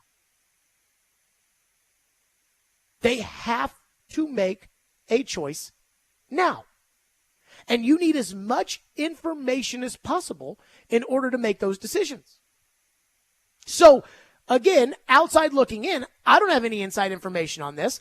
I don't know why he got benched. I don't know if it's that he wasn't playing well. I don't know if it's that he's hurt. I don't know if it's that they were mad that he cross-checked a guy, which I don't really see the goalie do very often, but he did do that. But, I mean, to me, there is no feasible explanation for you benching a goalie who is your top prospect for a non-prospect goalie in the playoffs. And I know you will say, but Jared, what about all the other guys? What about Philip Tomasino? What about Zachary LaRue? What about Fedor Svechkov? What about Joachim Kimmel? Well, other than Kimmel, none of those guys are that important to me. Not like Askarov. It's like a story I was telling Ian during the break. I read Chipper Jones' book. Chipper Jones was drafted number 1 overall by the Atlanta Braves in 1990. And Chipper Jones was a switch hitter. And at rookie ball, he was struggling. He had all the pressure of being the number 1 pick, and he's right out of high school. And so he goes up to the manager at rookie ball, and he says, hey, man, I know I'm a switch hitter, but my natural side is the right side, so I'd rather hit right-handed for a little bit just because it's more natural to me. So, let me get a couple of hits right-handed. Let me get my average up, and then I'll go back to switch hitting. And as Chipper tells it in his book, the manager said, Chipper, whatever you think you need to do, I'm on board with it. Let's do it. Well, Bobby Cox, who's in the Hall of Fame, was the general manager at the time. And Bobby Cox heard that Chipper Jones was not switch hitting, and he flew down to Florida where the rookie league was, fired the manager, and told Chipper Jones, I don't give a rat's ass what your average is, you're a switch hitter. Because, again, nobody cares about the results of minor league games. Nobody does. You could go to the Sounds game, they could lose 11-0, and you could have a great time, and it's not going to stop you from going back the next day. It's the minor leagues. I don't care if the Milwaukee Admirals win the Calder Cup. They don't give a rat's ass about that. I care about whether or not this guy becomes the ace goaltender that you need in the future. And so if they feel comfortable benching him because they think that he's a head case, well, now we got a problem. Now he might not be the guy. If they benched him just because, well, it's been a long season and he's getting a little tired and he's, no, put his tush back in that net. But Jared, the Milwaukee Admirals might lose if he doesn't play. Okay? So, that's what we call development, right? If the Titans had the opportunity to develop their quarterback, let's say get some reps in a minor league setting, who would you want getting the reps? Would you want Will Levis getting the reps, or would you want Malik Willis getting the reps? No, you'd want Will Levis getting the reps. Why? Because Will Levis matters. Malik Willis does not. Yaroslav Askarov matters. You didn't pick him 11th overall to not matter. Troy Grosnick, no offense, doesn't matter. So I need an explanation on this. And, I mean, again, I don't know if Carl Taylor called Barry Trotz before he decided to do this. I'd be shocked if he didn't, which means that Barry Trotz either approved the decision or endorsed the decision. But I need to know why Askarov is not playing in these AHL playoffs. Because if you were to tell me that he's actually a bust, that he's not going to make it, that he's not going to be a franchise goaltender, now the Saros discussion changes. My stance of he's got to go changes maybe a little bit, probably not that much, but it changes a little bit. If you're telling me the 21-year-old that Barry Trotz was willing to basically turn the keys over to around the trade deadline when he was fielding offers for Saros, that if they don't believe in him anymore, now we got a different discussion. So I need an explanation for this. And apparently there's a media availability with Jeff Kelty and, I don't know, some of the people that are, below Barry Trotz. And maybe they'll have an explanation for that. I'm sure it'll be some rainbowy one, but no. I need a real explanation for why this top prospect's not playing in the net. 615-737-1025 is our phone number, 615-737-1025 here on our program. Coming up next, Charlie Weiss, the longtime offensive guru, was on my Sirius XM show over the weekend. And I asked him, I said, for all these young quarterbacks, there's going to be about 11 quarterbacks this year that are either first or second year guys. 6 first-round quarterbacks this year, 5 quarterbacks taken last year. If you count the 4 in the first round, or the 3 in the first round, Levis and Aiden O'Connell. That's a third of the league with basically a first or second year quarterback. I asked the guy who was Tom Brady's coach, what would your advice be to these coaches with these young quarterbacks? What he had to say and what that means for Will Levis. We'll do that next. Stillman and Company, 102.5, 106.3 The Game.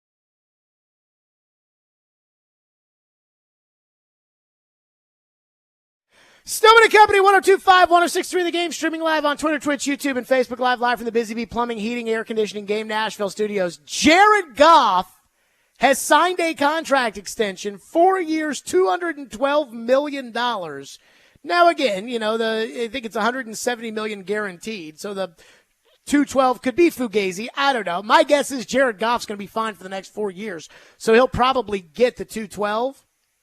That is a $53 million a year average. $53 million. Hey, remember when I told everybody that Jared Goff was better than Ryan Tannehill and everybody cried like a baby, including Robbie Stanley?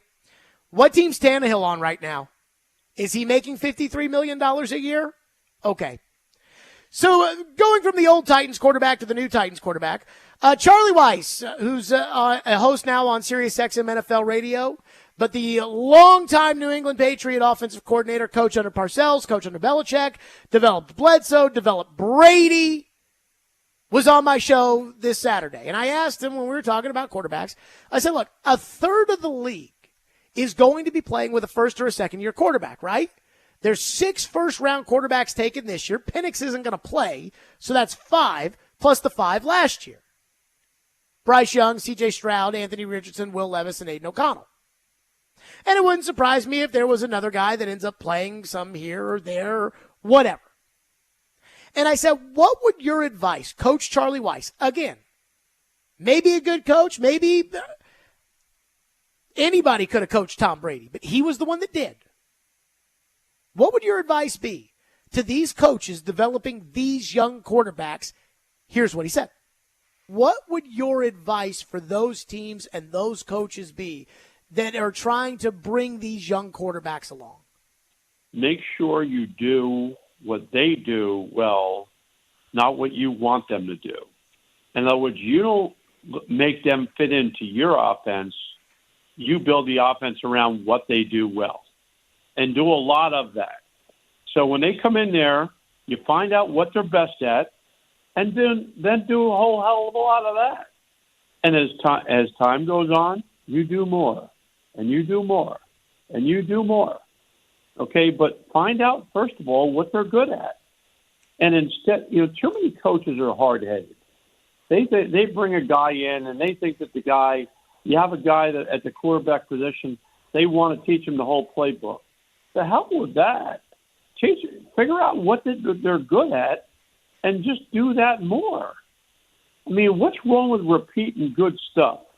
Why do you have to have 9 million different things? Find out what they do well and do a lot of that and then expand from there. And that is the golden rule to success for any young quarterback. It kind of reminded me of how the Titans, when Arthur Smith was the coordinator, just learned, hey, we'll just run the ball with Derrick Henry and play action. And it'll work. And then we'll run it with Derrick, and then we'll play action, and then we'll run it with Derrick, and then we'll play action, and we'll run it some more with Derrick. And it worked. Keep it simple, baby. And so I was thinking to myself, okay, what does Will Levis do well? Again, the advice from Charlie Weiss is figure out whatever he does and do it a lot.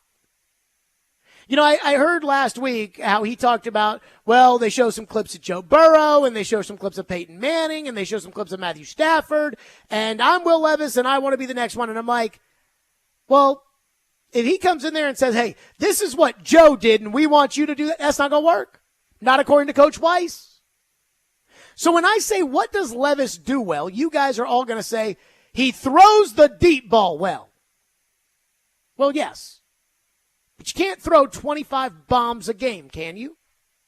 So this morning, I sat down, and on YouTube, the Tennessee Titans had a video. Will Levis's 2023 best plays. It was 19 minutes of Will Levis highlights. And I wrote down every single throw. If it was a bomb down the field, I wrote it in black. If it was outside the numbers, so it was one of those throws, opposite hash mark, outside the numbers, again, traditionally speaking, not a very high percentage completion throw for a lot of guys, but an outbreaking route, a post, something like that, it was blue. If it was a seam throw inside the numbers, it was red.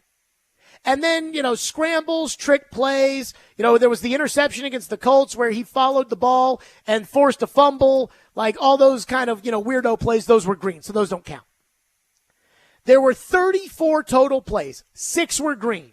So 28 throws for Will Levis. And again, this is his highlight tape from last year that the Titans, again, put on YouTube. And so while it's not every throw, and if I was Brian Callahan and I was the Titans coaching staff, and I'd want every single throw charted as to what he does well or what he doesn't do. But again, this was a 30, 40-minute exercise this morning I went through, and I feel like it gives us a good enough idea. Of the 28 throws that Will Levis made in that 19-minute highlight video that didn't include like a 2-point conversion throw to NWI, Levis threw 6 bombs. Again, the bomb, the deep ball, the bombs to Hopkins, NWI in the Falcons game, the one on a trick play against Jacksonville, a one that he threw to Chris Moore. 6 bombs. Most of them went to Hopkins. 18 throws out of 28 Will Levis threw at least 10 yards down the field outside the numbers. It was either a crosser and the guy had run across the field outside the numbers and he threw it. It was a post and he threw it. It was an out-breaking route on the sideline and he threw it. 18 of 28. 10 throws were seam throws inside the numbers.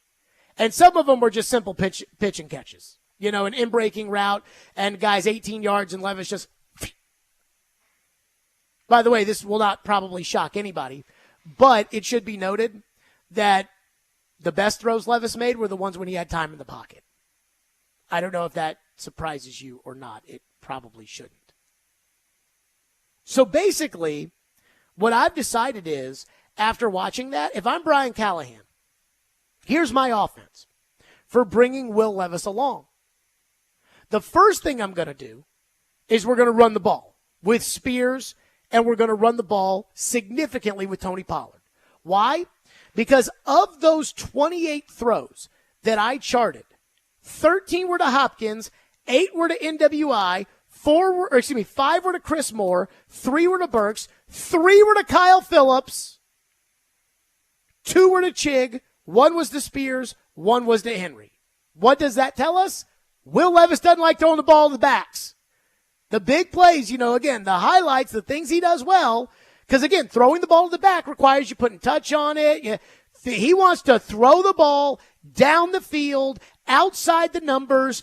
That's why you need wide receivers, which is actually, it kind of popped into my head that maybe that's why they didn't have interest in Brock Bowers. Maybe that's why they didn't upgrade from Chig at tight end. Why? What's the point? This guy, we want to throw it outside the numbers. If you're going to throw it down the field and outside the numbers, Ian, who are you going to throw the ball to? The receivers. Chucking it deep, baby. You're not chucking it deep to the tight end. No. You're not chucking it deep to the running back. No. So we're going to run the ball with Pollard and Spears, and we're going to run it. Forget about them catching it out of the backfield. They'll catch it some, but we're going to run it, which probably means Pollard is going to be the main runner. The second thing that we're going to do, again, is if they're in man coverage, and this is where I do like the signing of Calvin Ridley, if they're in man coverage, we're throwing the ball down the field. Now, they'll probably hang a safety over top, but of the bombs that Levis threw last year, 4 of them were to Hopkins. 2 against Atlanta, 1 against Jacksonville on a trick play, and 1 against Miami. And the one that Louis Riddick wanted them to throw a flag on, and Dan Orlovsky was like, come on. So if you're going to put the safety over top Ridley, then we're going to throw the bomb to Hopkins. I also think that's probably when Brian Callahan says, hey, we want Treylon Burks to play a big role. Like Tyler Boyd doesn't run down the field. Burks does. Now, the problem with Burks is that he would have been included on this list for bombs for that ball Levis threw at the beginning of the Texans game on the road last year, except for it hit him in the hands and he didn't catch it. But if they go, man, we're throwing the ball down. Well, again, we're doing what Will Levis does best, which means if they play zone, everybody get to the sideline, and Will's going to chuck it outside the numbers, and we're going to try to pick up 18 yards and 16 yards, and we're going to do that. And if they go man, he's going to throw the ball down the field. I keep thinking about the fact that the Titans, not that the Titans should have drafted Brian Thomas Jr. with the 7th pick or should have drafted Xavier Worthy with the 7th overall pick or anything like that. But if Charlie Weiss is right, and the most important thing is to do what the young quarterback does well, and all these young quarterbacks do different things well. But if the key is, instead of, hey, don't try to get Levis to do things that he's not good at, figure out what he's good at now and call it and call it and call it and call it. If that's the case, shouldn't the Titans have been interested in a little bit more speed on the roster at the receiver position? If he's not going to throw the ball effectively out of the backfield, do you really need to pay $8 million to Tony Pollard? Or could you have signed Gus Edwards from the Ravens and said, hey, turn around and hand the ball to him? But there is something Brian Callahan said last week, that does actually give me faith that he's going to do what Charlie Weiss said, which, again, is focus on what Levis is good at. And for Levis, again, it's throwing the ball down the field. That's what he's good at. It's throwing the ball outside the numbers. Basically, everything that Marcus was bad at, he's good at. It's amazing. But that's what he's good at. Throwing on the run, he's okay. But I'd rather him not. I want him to stand in the pocket, give him some time, and let him air the ball out. Because that's what he does well. 615-737-1025. And coming up next, the thing that Brian Callahan said last week that gives me faith that he actually knows what Levis is good at and isn't going to try to, I know what I'm doing because I've been waiting my whole life for this opportunity and I can do it. Which should give you hope and optimism. We'll do that next. Stillman and Company, 102.5, 106 The Game.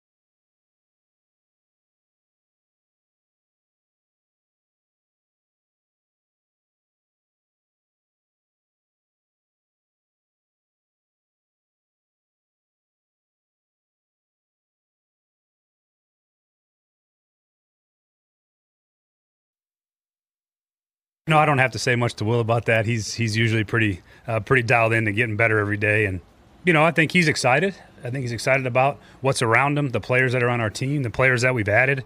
I think he's optimistic about how he can perform and the jump that he can make from his first year to his second year, which you see a lot with players in the league. He got a little taste of action last year, played some, did some good things, did some things he needs to improve on, but ultimately had enough experience to draw back on it and really make the jump and the improvements in the areas that he needs to as a full-time starting quarterback. And so he should be very excited, but he's also doing the requisite work that's required of him to do his part, and that's been fun to see. Brian Callahan, Titan fans probably hear that, and they're like, oh, yes, he says Will Levis is getting better. He says Will Levis is putting in the work. He says Will Levis is the man. Yes, yes, yes. And that doesn't really get me excited. I mean, that right there is just like, yeah, he's got the potential to get better. He's got to put the work in. So far, he's putting the work in. Does that surprise you? It doesn't surprise me. But there was one thing that he said, and again, we go back to what Charlie Weiss said to me this weekend, that when it comes to the young quarterbacks and developing the young quarterbacks, and again, he was Tom Brady's quarterback coach. Charlie says, figure out what these guys do and call it over and over and over and over again. Figure out what they're good at and call it over and over and over and over again. Don't try to tell them everything.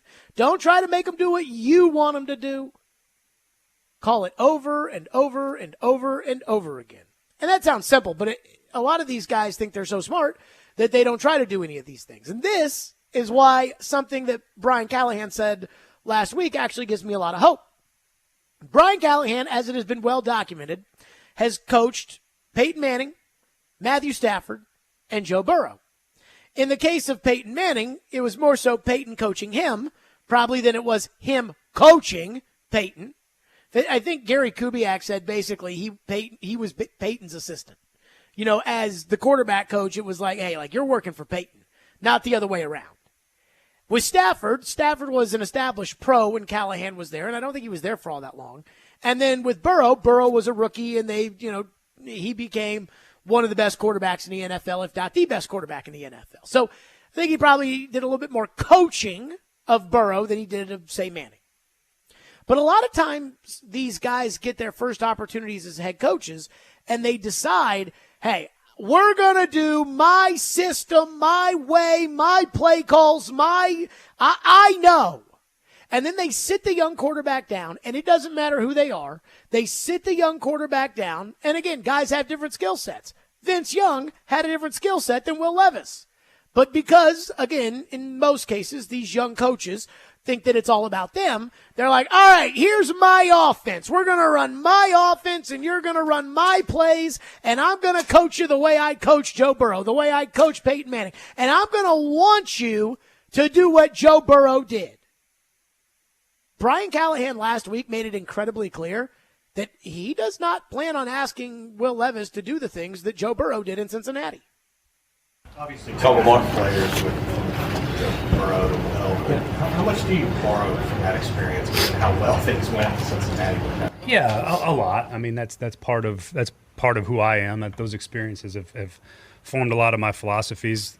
They confirmed a lot of things that I had felt prior in Denver and Detroit and when I was in Oakland, and then seeing that happen with a young player like Joe ascend and get better every year and really play at a high level. Those are impactful. They mean something. They matter. I use a lot of the things that I've learned there here now, but Will's not Joe, and that's okay. We can still be a really good football team, and Will can be a really good quarterback. He doesn't have to be Joe Burrow. He just needs to be Will Levis. But there's a lot of things that I take from our experiences there that kind of make me who I am, and my core philosophy of offensive football is a huge part of that. So there's a lot to take from those experiences, absolutely. Okay, the most important part, Will's not Joe. Because if you take that part out of it, it sounds like Brian Callahan's telling you, this is the way I play football, and this is what we're going to do, and this is what we're going to call. That's bad. That's that hard-headedness, that arrogance of I know, and not adapting to your players. I used to ask Floyd all the time. I'd say, what happened to Vince Young? People forget, Vince Young as a rookie was a Pro Bowler. He was Rookie of the Year. He led the NFL in fourth quarter comebacks and game-winning drives. And I used to ask Floyd all the time. Floyd got let go after Vince Young's rookie year. And I used to say, what happened to Vince Young? And every time he'd respond the exact same way. All I know is when I was here, he was Rookie of the Year and going to the Pro Bowl. What happened after I left, I don't know. Translation, they screwed him up. Why? Because Jeff Fisher had a moron like Norm Chow as his offensive coordinator. That's why.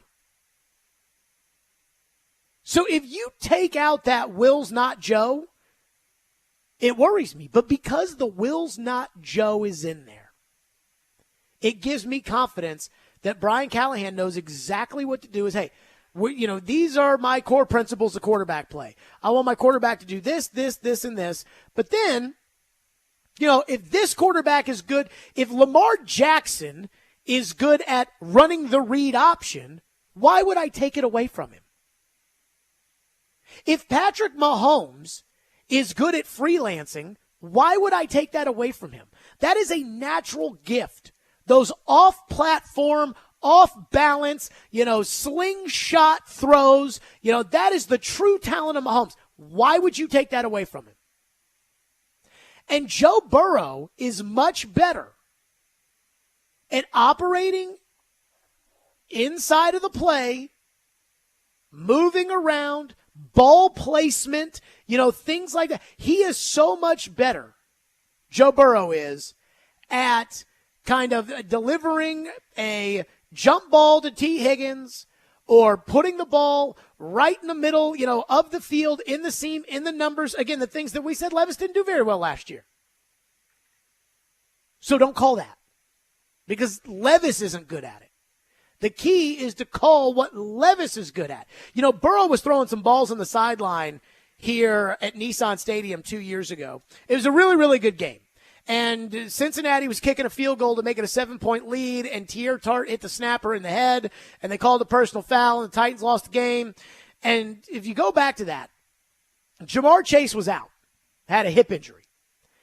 And there was a white guy. I think his name was Tyler Irvin, Trenton Irwin. I can't remember. Something like Trent that. Irwin sounds right. Trent Irwin. And Burrow was putting the ball right on the sideline to him the way he would to Jamar Chase. I mean, these outbreaking, right on the sideline, ball on the money, like outside the numbers. Call those plays. Because, again, of the 28 highlight throws that Levis made last year, 18 were outside the number on an outbreaking post route. Call that. But again, Joe making things happen, at the end of a play and moving the pocket with his feet. And Will doesn't do that. So don't call those plays. Don't put Will in position to do that. And so I got a lot of confidence out of Brian Callahan saying, Will's not Joe, and that's okay. Which means I can't call things for Will that if I was calling the plays in Cincinnati or if I was designing the offense in Cincinnati, which he was a big part of, if I was doing that in Cincinnati, I would. I can't call that. And that, again, goes back to Charlie Weiss and the Charlie Weiss cut of, it's not about you. Find out what they do well and call it over and over and over and over again. If a guy's a great play-action passer, call it. If a guy's great RPO, call it. And I think Brian Callahan gets that.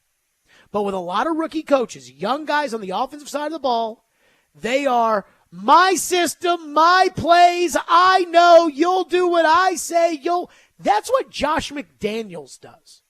Josh McDaniels tells everybody, hey, I can make anybody Tom Brady. Sure. And that's why Josh McDaniels sucks. Because he goes somewhere else, and he's like, all right, Derek Carr, I want you to play like Tom Brady. Derek Carr doesn't do what Tom Brady does. So don't call it like it's Tom. 615-737-1025 is our phone number, 615-737-1025 here on the phones. We'll get to your phones. A lot of you want to weigh in on this. And again, I kind of brought this up earlier, but when I was watching the Levis highlights, I was a little surprised about certain players that weren't really included in that. We'll touch on that and get to your phone. Stillman and Company, 102.5, 106.3 The Game.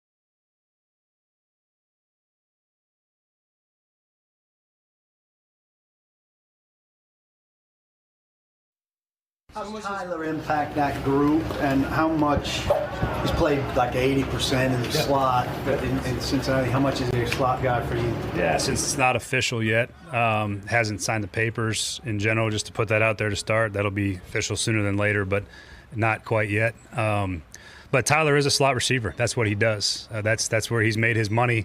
That's where his production has come from. He's a fantastic slot receiver on top of it. Most importantly, I think he's a awesome addition to the locker room. He's a great human being, great worker, and everything about him is what we want to be about. And so to add him is really is an impactful add for us, and excited about it.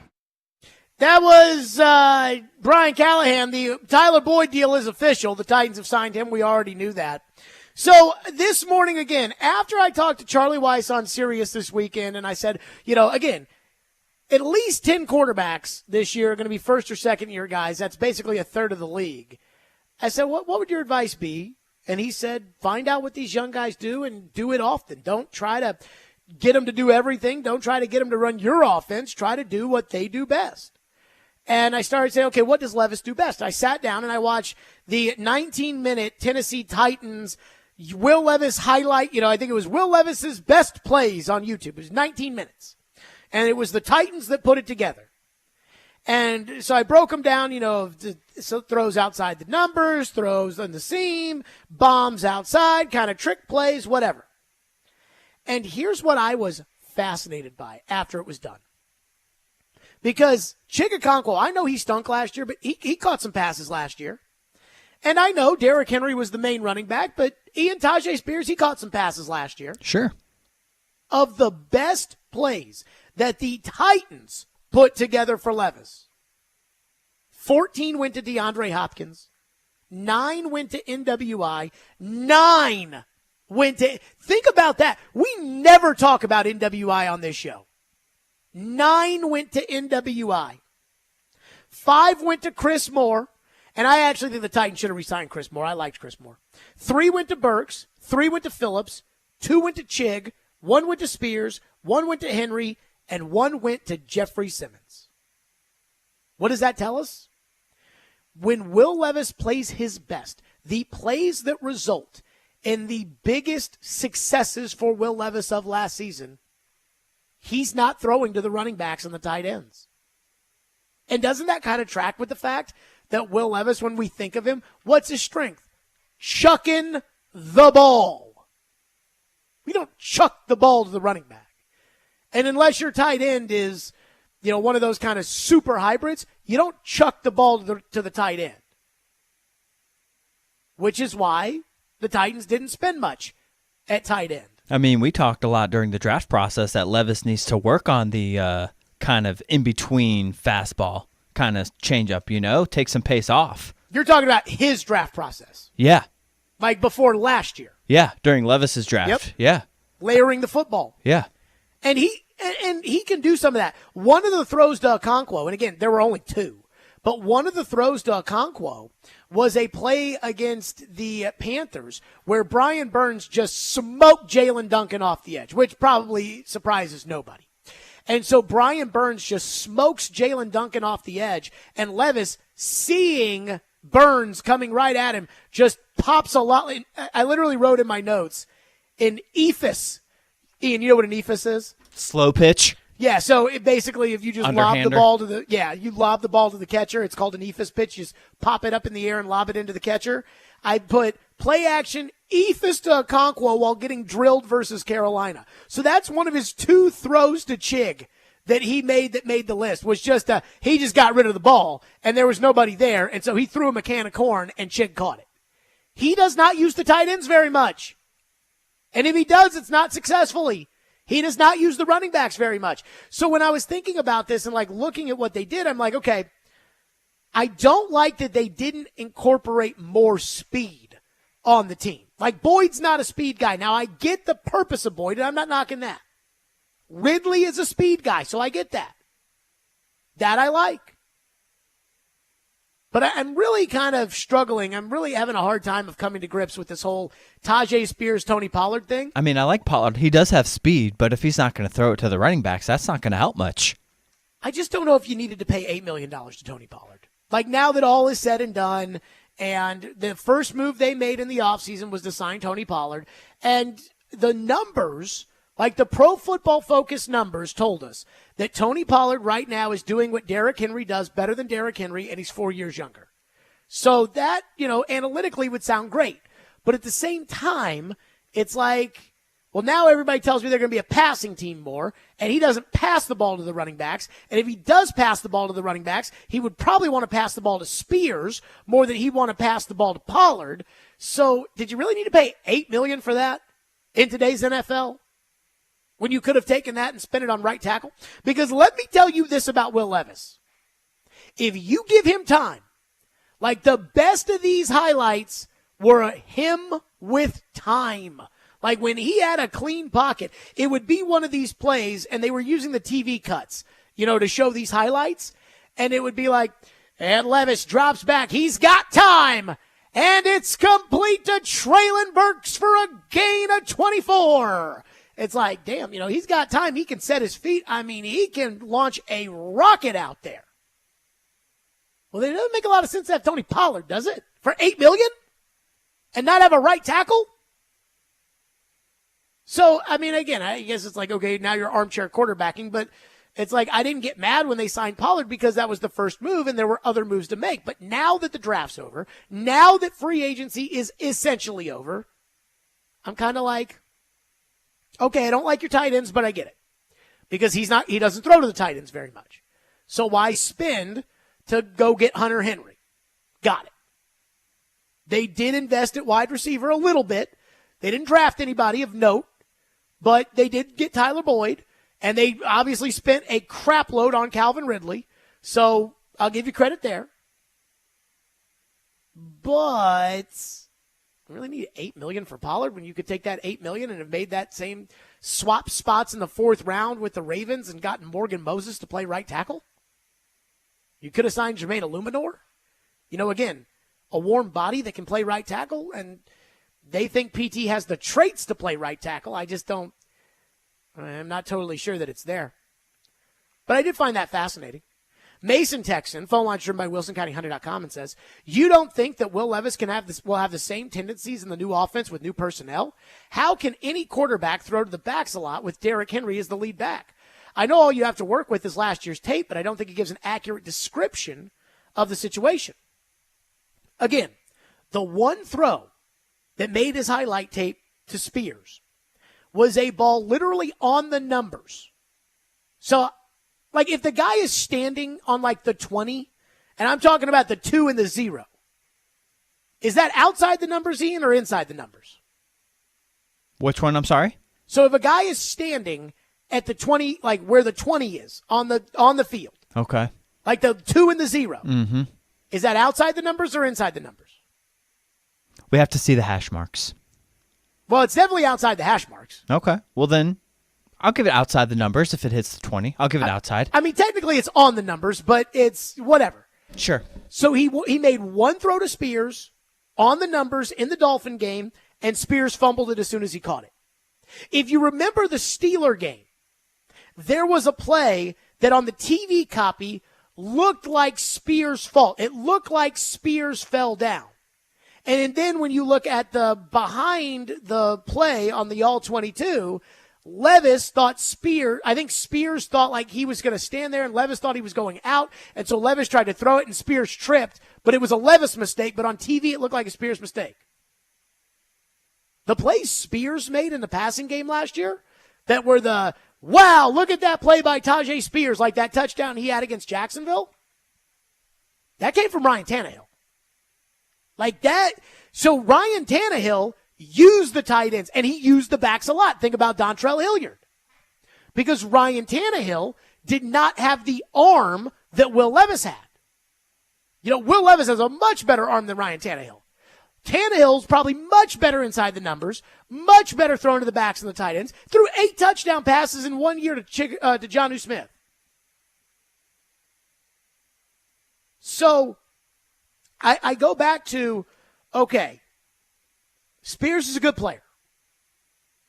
But does Spears fit what Levis does well? And then if not, okay, how does he, because TD said last week he thinks Spears is the number 1 back and that Pollard's going to be kind of 1B. My guess is, because I want to run the football more, I would say Pollard's probably going to be 1A and probably has to do that in order to justify the $8 million that I gave to Tony Pollard. 615-737-1025 is our phone number, 615-737-1025. We will continue with your phones at 615-737-1025. And a little clarification from a caller, Coach, said you have to technically, if you're on the numbers, that's technically inside the numbers. Okay. So they want you to be outside, technically to be outside the numbers. Okay, so then that's Spears. Where did I put it on the chart? I technically put the Spears. I put that outside the numbers. So that needs to be red and not blue. So that would mean 17 outside the numbers, 11 inside the He numbers. said on the numbers means inside the numbers. Okay. To There coach, you go. to officials. 615-737-1025. More of your phones. We continue along. Stillman and Company, 1025, 1063 The Game. Plus, Booger McFarland said something on ESPN. This was part of the stupidest discussion I've heard on ESPN. We'll get to the stupid parts of this coming up. But Booger said something that a lot of Titans fans are saying, and I'm not saying I'm against it. I'm not saying that. But I'm also saying I'm not going to say it now. We'll do that next. Stillman and Company, 1025, 1063 The Game.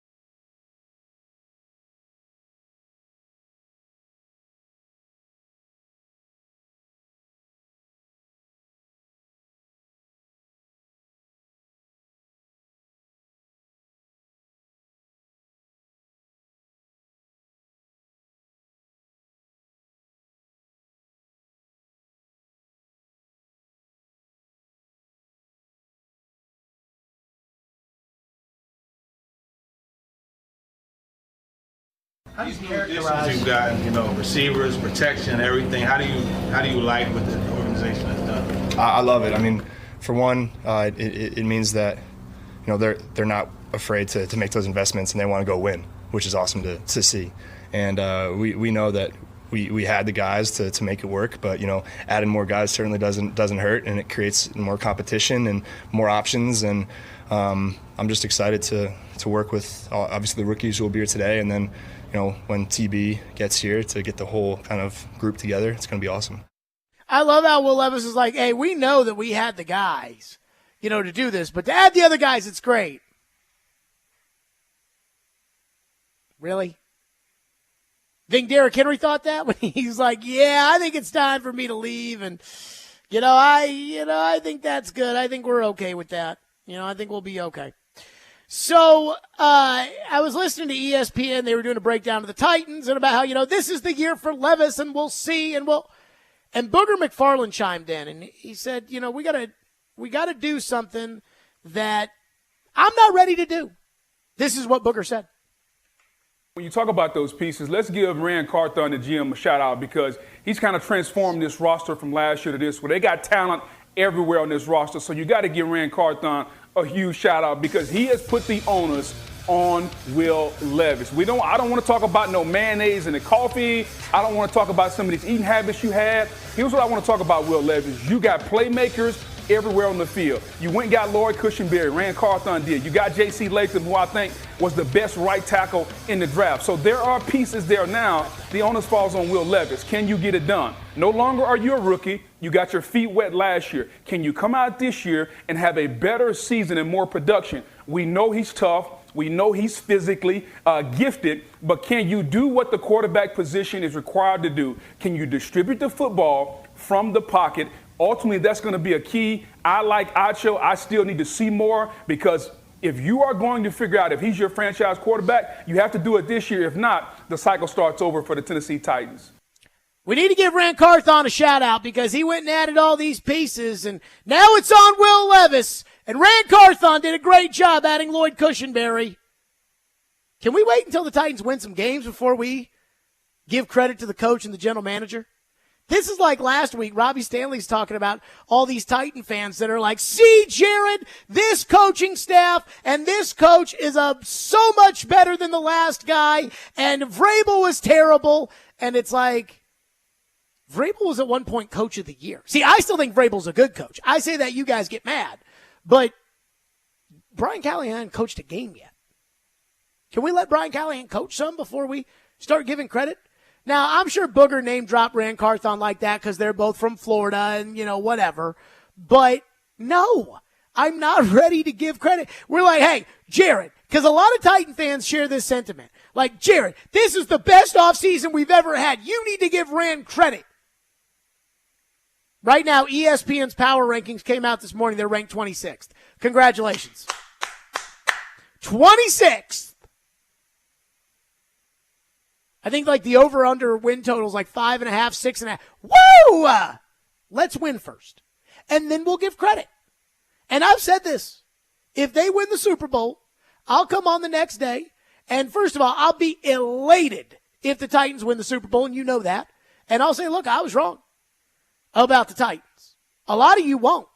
A lot of you that didn't like Levis before the draft and cried like babies when they drafted him, if they win the Super Bowl with him as the quarterback, you won't say, oh, I bitched about Levis and thought he was a bum. But I will. Not about Levis, but about Rand. I'll say it. But let's, again, win a little bit before we start doing the whole, we got to give him a shout out here because he went and, who's right tackle for the Titans right now? Booger doesn't know that, by the way, because they don't have one. So, again, I just think it's ridiculous that it's like, give credit. We owe credit. And then it's like, okay, so they added pieces around Levis. So now Levis has to go out there and show us, which is true. But did they add the right pieces? Again, red flags with Calvin Ridley. Will that work? Red flags with L'Jarius Sneed's knees. Red flags with T'Vondre Sweat. Trying to flip J.C. Latham from right tackle to left tackle. And you heard Booger in that cut say, they added J.C. Latham. Actually, I'm wrong. Booger does know who their right tackle is, Ian. He thinks it's J.C. Latham because he thinks J.C. Latham's playing right tackle. Wonder who's playing left. So make of that what you will. We'll give credit when they win. We'll give credit when they're not 26th in the power rankings. When they're what the Detroit Lions are now, we'll give credit. Because I'll be honest. Some of the moves the Lions made, not that I can remember any move where I was like, man, that was a bad move by the Lions. But some of the moves the Lions made, I mean, I didn't think that they transformed their franchise when they drafted Penei Sewell. I didn't think they, were going to be in the NFC title game with Jared Goff, even though I like Jared Goff. But Brad Holmes, I mean, they're winning. You got to give Brad Holmes his due. I thought Jason Light and Todd Bowles in Tampa Bay, I thought they were getting fired last year. They end up in the divisional round of the playoffs. You got to give them their due. Well, let's wait until that happens before we do that for the Titans. Jared from Spring Hill's mad at the Titans Instagram account, Ian.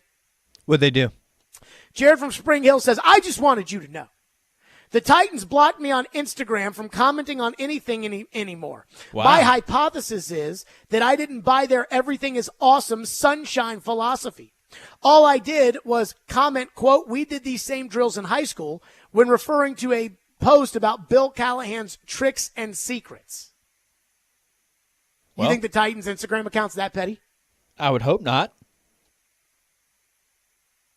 I mean, I don't know. You got to watch out for those online terms and conditions now.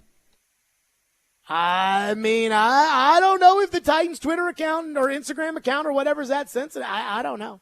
I don't have Insta, so. I'll say this. I mean, the Super Bowl for the Titans Twitter account's coming up this week when they have the schedule release. I mean, they got to top last year's video, and last year's video was the best video in the league. I mean, that might be the only thing that they're the best at. Twitter. So good luck this week to Titans Twitter. Skylar says, damn, Jared, did Rand Carthon not do a good job in free agency? Let's see how they play.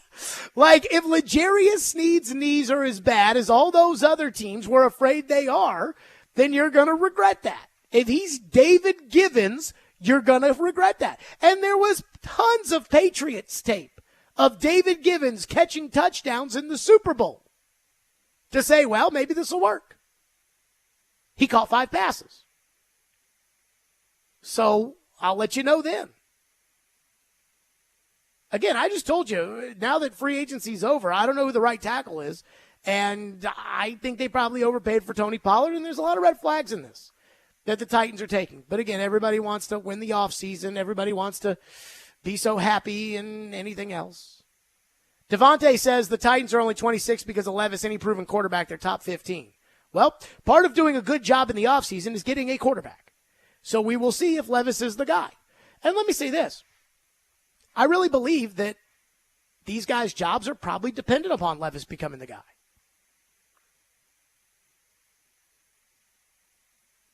Whatever that means. But people get mad, though, one day or another. It's so on and so forth. LD from McMinnville says, you don't have to be sunshine and rainbows all day long, but wow, you are so negative and miserable every day. Let me say this. This fall was our best fall ever, and this winter was our best winter ever. And, Ian, you can back that up because you see all the data too. And yep, I do. I mean, our fall and our winters, I mean, we crushed it. Like, this show crushed it. And, look, our audience is why we crushed it. It's about you, not us. But I think some of the reason why we crushed it is because I do think there is a segment of the media in town, and I'm not saying this is everybody, so don't think I'm talking about you, everybody. But I think there's a segment of the media in town that has either been told that everything must be good with the Titans all the time, or they have taken it upon themselves to spew happy horse crap talk. And, I mean, I can't do happy horse crap talk. I do happy talk when things are good. Like when the Titans are good, when the Titans are competing like they were in 2021 and midway through 2022 and 2019. And when we're doing it, I mean, we're having the discussions about, okay, the Bills, are they a contender? Are you better than the Bills? Well, right now, again, you're 26th in the power rankings. So it's hard for me to sit there and have happy horse crap talk. I just can't do it. And I think that there's a lot of people in this town that don't like happy horse crap talk when the team's 26th in the power rankings, and they come to this show because we tell the truth. 615-737-1025. I heard somebody say a couple weeks ago, they were like, I don't think there are any red flags with T'Vondre Sweat. I was like, what? Like what? Oh, my God. 615-737-1025 is our phone number if you want to weigh in. So a lot of people are mad, led by our own Derek Mason, about this whole J.C. Latham discussion one way or another. But Corey Curtis, my guy, had a smoking heater of a take when it came to the Titans day. And all I'll say is this. Right church, wrong pew. We'll do that next. Stillman and Company, 102.5, 106.3 The Game.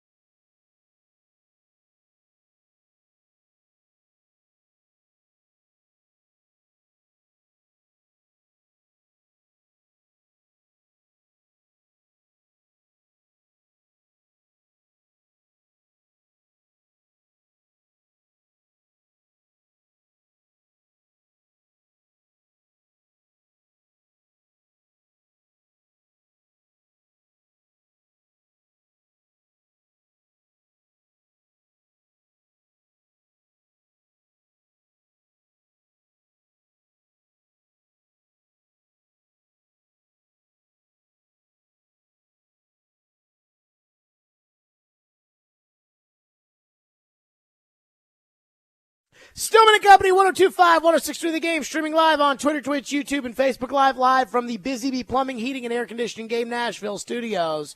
So this morning, but we've had a wild day at the radio station. A lot of takes, a lot of anger, a lot of debate. You know I love all those things. But this morning I was listening to my favorite program, Robbie and Rexroad, when Corey Curtis, my favorite guy, was on their program at 8 o'clock, which I think is a fabulous interview that they do, which I think they stole from us. I mean, let's not kid ourselves. And I'm glad they did, because it's good. But I was listening today, and Corey had a smoking heater of a take. Ian, it was one of those takes where I was kind of like half awake, because he goes on at 8 in the morning, and I usually... now that I got a puppy who wakes up pretty early and wants to eat, I'm up earlier. But they'll whine. He'll be ready. Yeah, I usually go back to sleep, though. And so I was about half awake, and Corey was on with Robbie and Rexroad this morning, and he had this take, and it woke my ass up. Tell me if you agree with this. Bill Callahan has higher expectations on him and more pressure on him than the head coach, than Will Levis, than any addition they made to the roster. That take has got a little bit of smoke on it. There's a little bit of smoke on that take. I don't hate it. I would agree. I mean, look, we led our show with Bill Callahan last night because the offensive line has been horrible. And just as you said, we all know that Brian and Will can't function without Bill. I woke up with that. I was like, damn, that was a heater from Corey Curtis. More pressure on Bill Callahan than Will Levis? Now, I don't agree with that take because, again, if Will Levis makes it this year, Will Levis could sign a contract extension, and Jared Goff just got paid $53 million a year. So if Will Levis has a year this year, and you want to sign him, which I think you would sign him after next year, but whatever. If Will Levis has a year, we're talking about $300 million.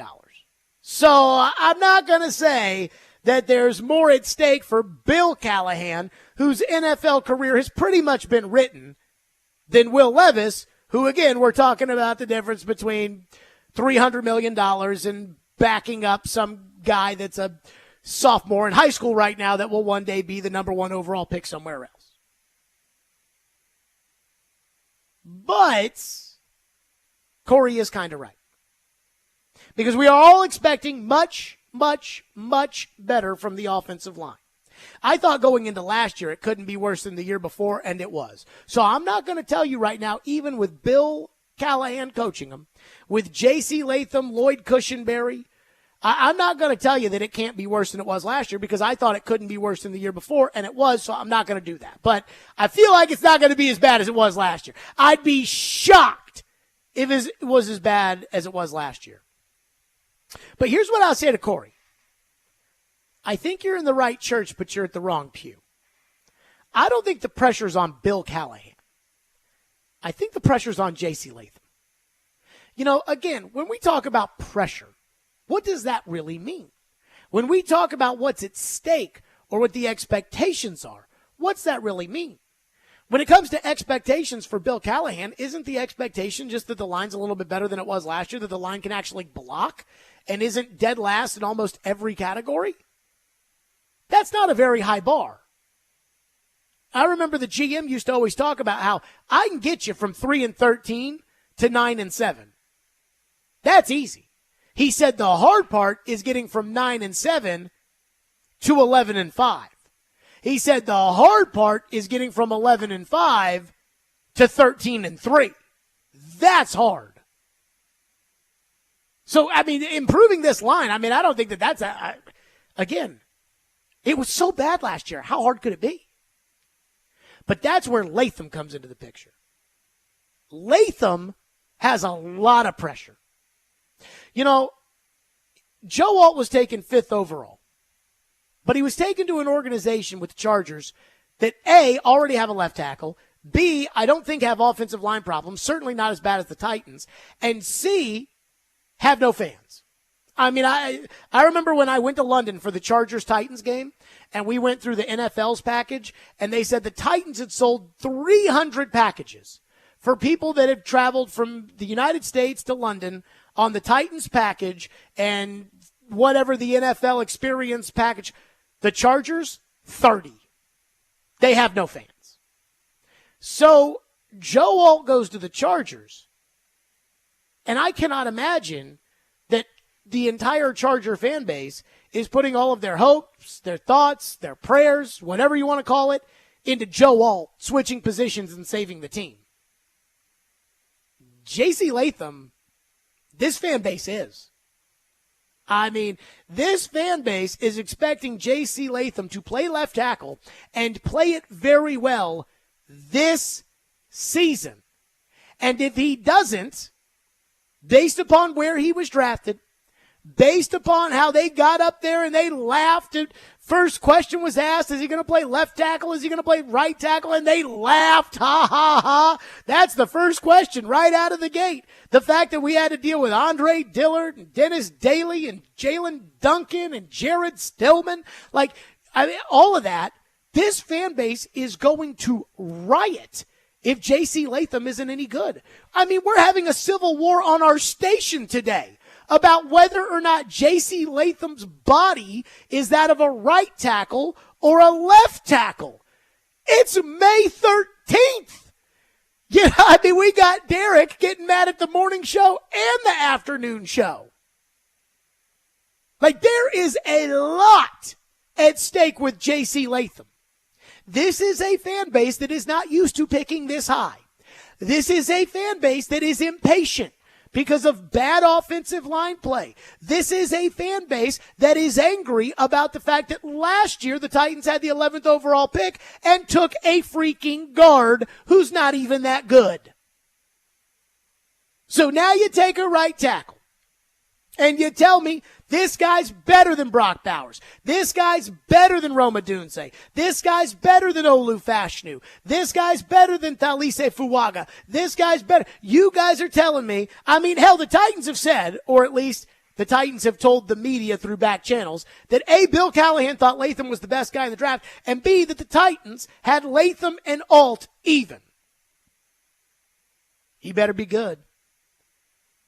Not only that, this was not a pick that was popular when it was made. And I know I went crazy about it, but I know how you reacted that night because I read your texts. And I was on the air the next day, and I got them. You guys were not happy with the J.C. Latham pick. Now, I think a lot of people have convinced themselves into the J.C. Latham pick, and so I get it. And maybe he'll be a superstar. I don't know. Some guy texted the Midday Show today and said, J.C. Latham will be a Hall of Famer. Lord, I hope. From your lips to God's ears. But let me say this. When Corey Curtis fired off that smoking hot take that Bill Callahan has more pressure and higher expectations than Brian Callahan or Will Levis, while I disagreed with it, it did get me to think. And to me, the pressure lies on J.C. Latham. That's the guy who everybody is circling saying, hey, we expect you to play. We don't expect any of that. Well, rookies take time and it'll take time and we need to be patient. No. They're not saying that today. They may say that on October 15th. They're not saying that today. J.C. Latham is expected to play left tackle and he is expected to play it well. So congrats to J.C. Latham because week one you may be playing against Will Anderson or Josh Allen or Leatu Latu or somebody like that. You'll be changing positions and everybody expects you to keep the quarterback upright. And if you don't, through no fault of your own, because the guys before you suck so bad, everybody's going to be mad. And they're going to be mad at you. Good luck. 615-737-1025 is our phone number if you want to weigh in, 615-737-1025. So, again, I spoke of the civil war that our radio station has had today. Again, on Friday, I went out to rookie minicamp. I saw J.C. Latham in the flesh for the first time. I'm like, he's got the body of a right tackle. Doesn't mean he can't play left tackle, but he's got the body of a right tackle. Joe went out there, and he said this morning that he saw J.C. Latham and said that's a right tackle or that's a guard. Again, not left tackle. Derek went crazy. Well, one of the big questions that Derek asked today was, who is to say what's a right tackle or what's a left tackle? Well, there's an interesting quote somebody sent me from Derek's former coach. Not mine, not yours, not Joe's, not Ian's, not nobody. His coach. We'll do that next. Stillman and Company, 102.5, 106 The Game. Let's talk Window Nation. Window Nation is the best. It's starting to get hot outside. It's not super hot, but it's starting to get hot, and that means that if your windows are not up to snuff, your energy bills, that air conditioner is going to be up through the roof. So right now, take advantage of the Window Nation semi-annual sale. It's a big deal. Right now, get 50% off all windows along with no interest for 5 years, plus bonus savings when you schedule a consult today. If your windows leak, get foggy or hot, or you're paying high energy bills, that is a big deal. With Window Nation semi-annual sale, you can replace your windows and save a big deal too. Schedule a no-obligation in-home estimate today by calling 866-90NATION or visiting windownation.com. Again, 50% off all windows, no interest for 5 years, and bonus savings when you schedule a consult today. That's 866-90NATION, windownation.com.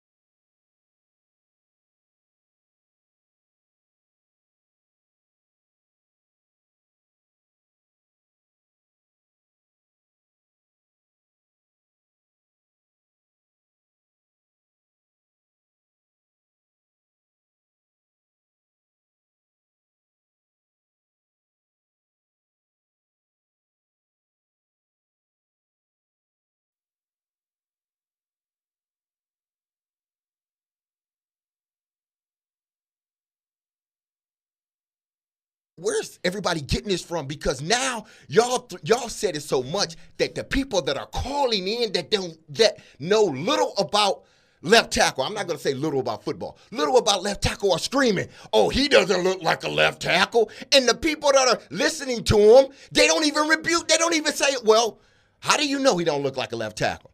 What, you know why they're not saying it? Because it buys into what they're preaching, what they're putting out there. Again, if the man can block, he seems to be athletic, long arms, he should be good. Let it play out. Don't just say, oh, his body type. Like, why did you draft a guard again? Seriously? Don't you know there are a bunch of smart people out there that looked at J.C. Latham and said, you know what?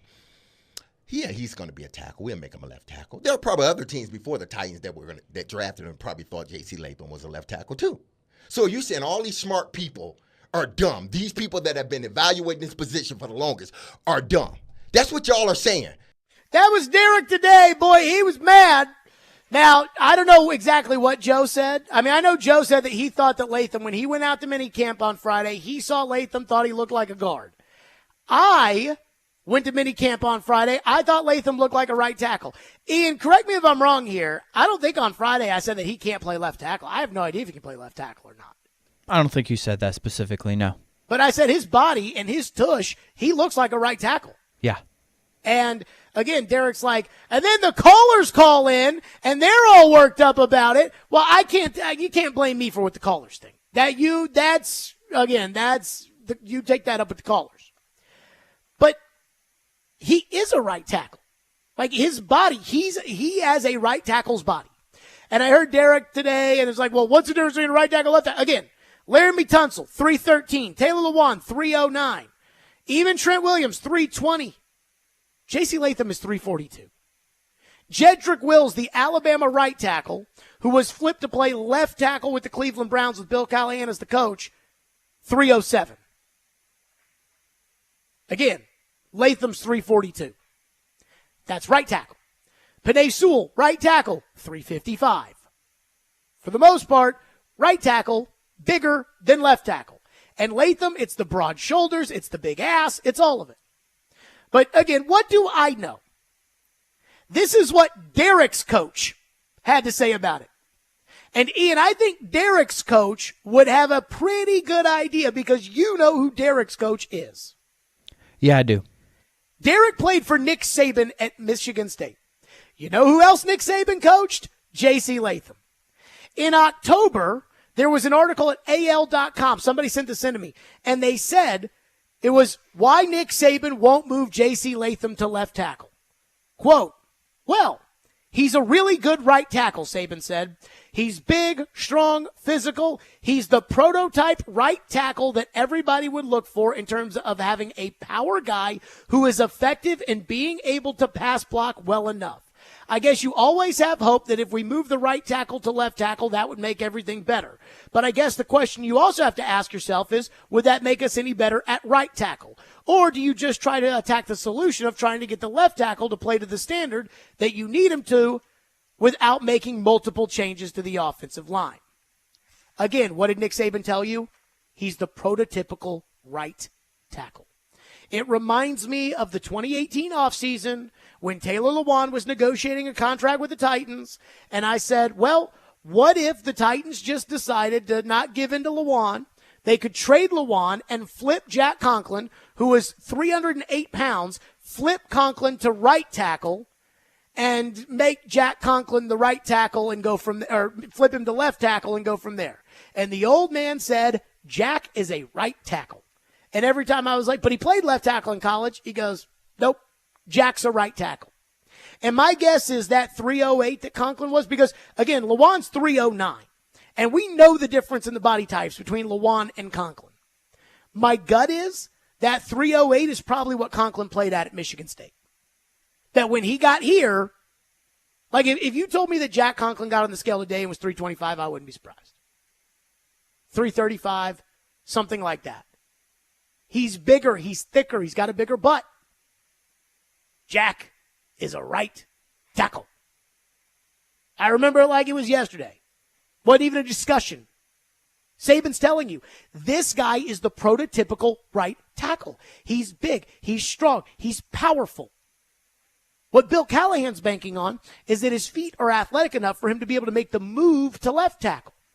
And I told you earlier today, the reason why I think the Titans are moving Latham to left tackle is because they know the other tackle sucks. And so it's like, well, they're trying to fudge it at right tackle. Don't make me tell the story again, I'm not going to. But they're going to try to fudge it at right tackle. So it's like, well, we got one tackle. What position is he playing? Well, let's put him at the more important position. That's what I think they're doing. But to me, it's not even a debate.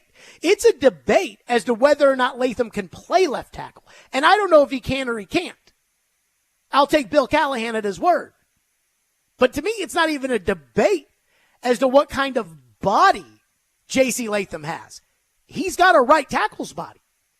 I don't even think he's got a guard's body. Phone lines are driven by WilsonCountyHyundai.com, 615-737-1025 if you want to weigh in on the program. One texter said Levis got smoked from the right side of the line too many times last year. The whole line itself is a mess. Well, we'll get to right tackle in a second because, again, I don't think it's going to be J.C. Latham. Robert in Nashville says, I disagree with you on the pressure with J.C. Latham. If Latham sucks at left tackle, he was playing out of position, then next year they'll move his big tush over to right tackle, draft a new left tackle, and hopefully one that actually knows the position and not another year of the mad scientists trying to convert a center. And then, as fans, we can sit back and relax and smile at the fact that it only took 3 freaking years to replace Taylor Lewan. Boy, that sounds like an angry texter. Like, that sounds like an angry texter. Oof. One texter said, you're not thinking long-term about Latham. Lewan played right tackle for a year and then switched and when they got better at right tackle. He did fine at right tackle. Next year, the Titans could take a first-round left tackle and move him back to right. Well, so here's what happened with Lewan. Lewan was drafted to sit the bench. They had Michael Roos at left tackle, and they had Michael Orr at right tackle. Now, Michael Roos was a great left tackle. You know, he wasn't like a Hall of Fame left tackle, but he was, I mean, Ian, how bad would you kill for Michael Roos? He was very good, yeah. I mean, if Michael Roos was on this team. Played every week and was just out there. I mean, just the amount of problems that go away if Michael Roos is on this football team right now. It's just, I don't even want to think about it. And so that 2014 season, Lewan, I think Orr got hurt. They put Lewan in there. Right. But, again, Lewan was drafted to be the long-term option at right tackle because Roos retired after the 2014 season. And then Lewan played left tackle in 2015, his natural position. Remember, there was a lot of talk about the Titans drafting Laramie Tunsil in 2016 and flipping Lewan to right tackle. And Lewan publicly bitched about how he wasn't going to play right tackle. Said that he went into John Robinson's office the day John Robinson got the job, and he said, you know, if you use the number 1 pick on Laramie Tunsil, that's a lot of money for a right tackle, a.k.a. I'm the left tackle, which I thought was kind of gutsy on Lewan's part. Lewan's a left tackle, and Lewan was a good left tackle. And so I don't, this idea of like, oh, we can switch Latham back and forth and whatever it may be, I mean, to me, what I would, if I really wanted to switch Latham, I would switch him next year. I'd start him at right tackle this year. I'd put PT at left tackle, although, you know, I'd never do that. So I would have signed somebody else. But I'd play Latham at right tackle. I'd put Latham on a diet. I'd have him lose, you know, throughout the course of the year. But let him learn the NFL. And then next offseason, with a full offseason, with him knowing how the NFL works, with him, then I'd flip him. But Bill Callahan thinks he can do this all at once. Again, the average of the 3 guys that he's flipped, Tyron Smith, Jedrick Wells, and Barry Sims, the average of those 3 guys, the weight is 309. Latham is 342. Not the same. Kelly is up next here and has been waiting patiently on the Titans. Thank you for calling. What's up, Kelly? Hey, Jared. I wanted to get your take on a column Joe wrote for The Athletic based on the draft. He's saying that the Colts and the Titans are going to battle for 3rd and 4th in the division. So where do you see it as we stand right now, based on the draft, scheduling, everything like that, and with 2 of the Titans players possibly being overweight, where do you see them in the division? Well, Latham's not overweight. I mean, he's just, you know, Sweat is and I appreciate your call. Sweat's the one that I think I worry about. I mean, look, this time last year we all thought the Texans were going to be in last place, including me. I mean, so to sit there and say like, oh, yeah, no, they're going to be in last place. Here's what I'll say. Houston is going to get the hype this year the way Jacksonville got the hype last year. And unlike Jacksonville, I think Houston deserves the hype. Like, I pushed back a lot against that. Trevor Lawrence has arrived. Jacksonville's a Super Bowl contender. You know, that narrative that came out last offseason. I didn't believe it. I think that that's going to happen with Houston some, and I think that may be true. I mean, I think the Texans might be really, really, really good. Indy, I don't know what to make of Indy.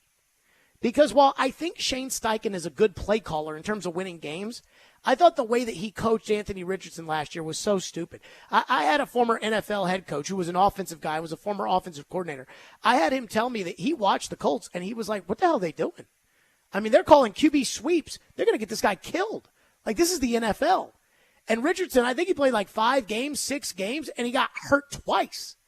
And so as much as I loved Richardson going into the draft last year, I don't know if I trust Indy to be able to use him correctly.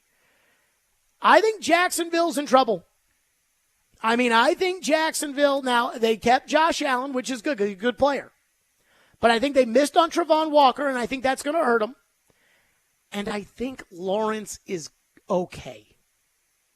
But I don't know if Lawrence is anything more than that Dak Prescott category of he's a starting quarterback, but he's not a winning starting quarterback.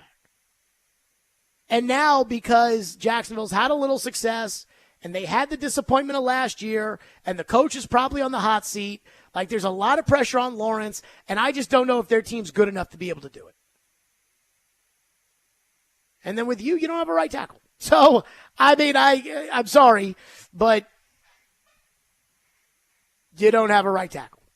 More your phone, 615-737-1025. Plus, one thing that you will not hear me say Bill Callahan is at fault for at all if this is a problem. We'll touch on that coming up next. First, I want to tell you about Twice Daily. I love Twice Daily. Twice Daily has your cravings. By the way, we were talking yesterday, Mother's Day. My mom was like, should we get bagels? Should we do this? Should we do that? I said, let me tell you who's got great bagel. You go to Twice Daily. You can order ahead, customize it. I mean, their bagels are fabulous, and they are freaking warm and just delicious. I mean, it came up. I was like, trust me on this one on Twice Daily. I'm telling you, these guys are great. Twice Daily has your cravings. You can save on every visit. Stop in and get rewarded. All you need to do is join the Twice Daily Rewards program to unlock special discount savings, enter their sweepstakes, and so much more. Try their new wraps, the Italian, the ham and cheddar, the turkey and Swiss, the Nashville hot chicken, you name it. They're made to order with your favorite toppings, and when you download the Twice Daily app, you can order ahead. Or at Twice Daily, it's snack time all the time, and they've got favorites like chicken fingers, tater rounds, new pretzels, and more. So get to Twice Daily today. Download that app, Twice Daily. What are you craving?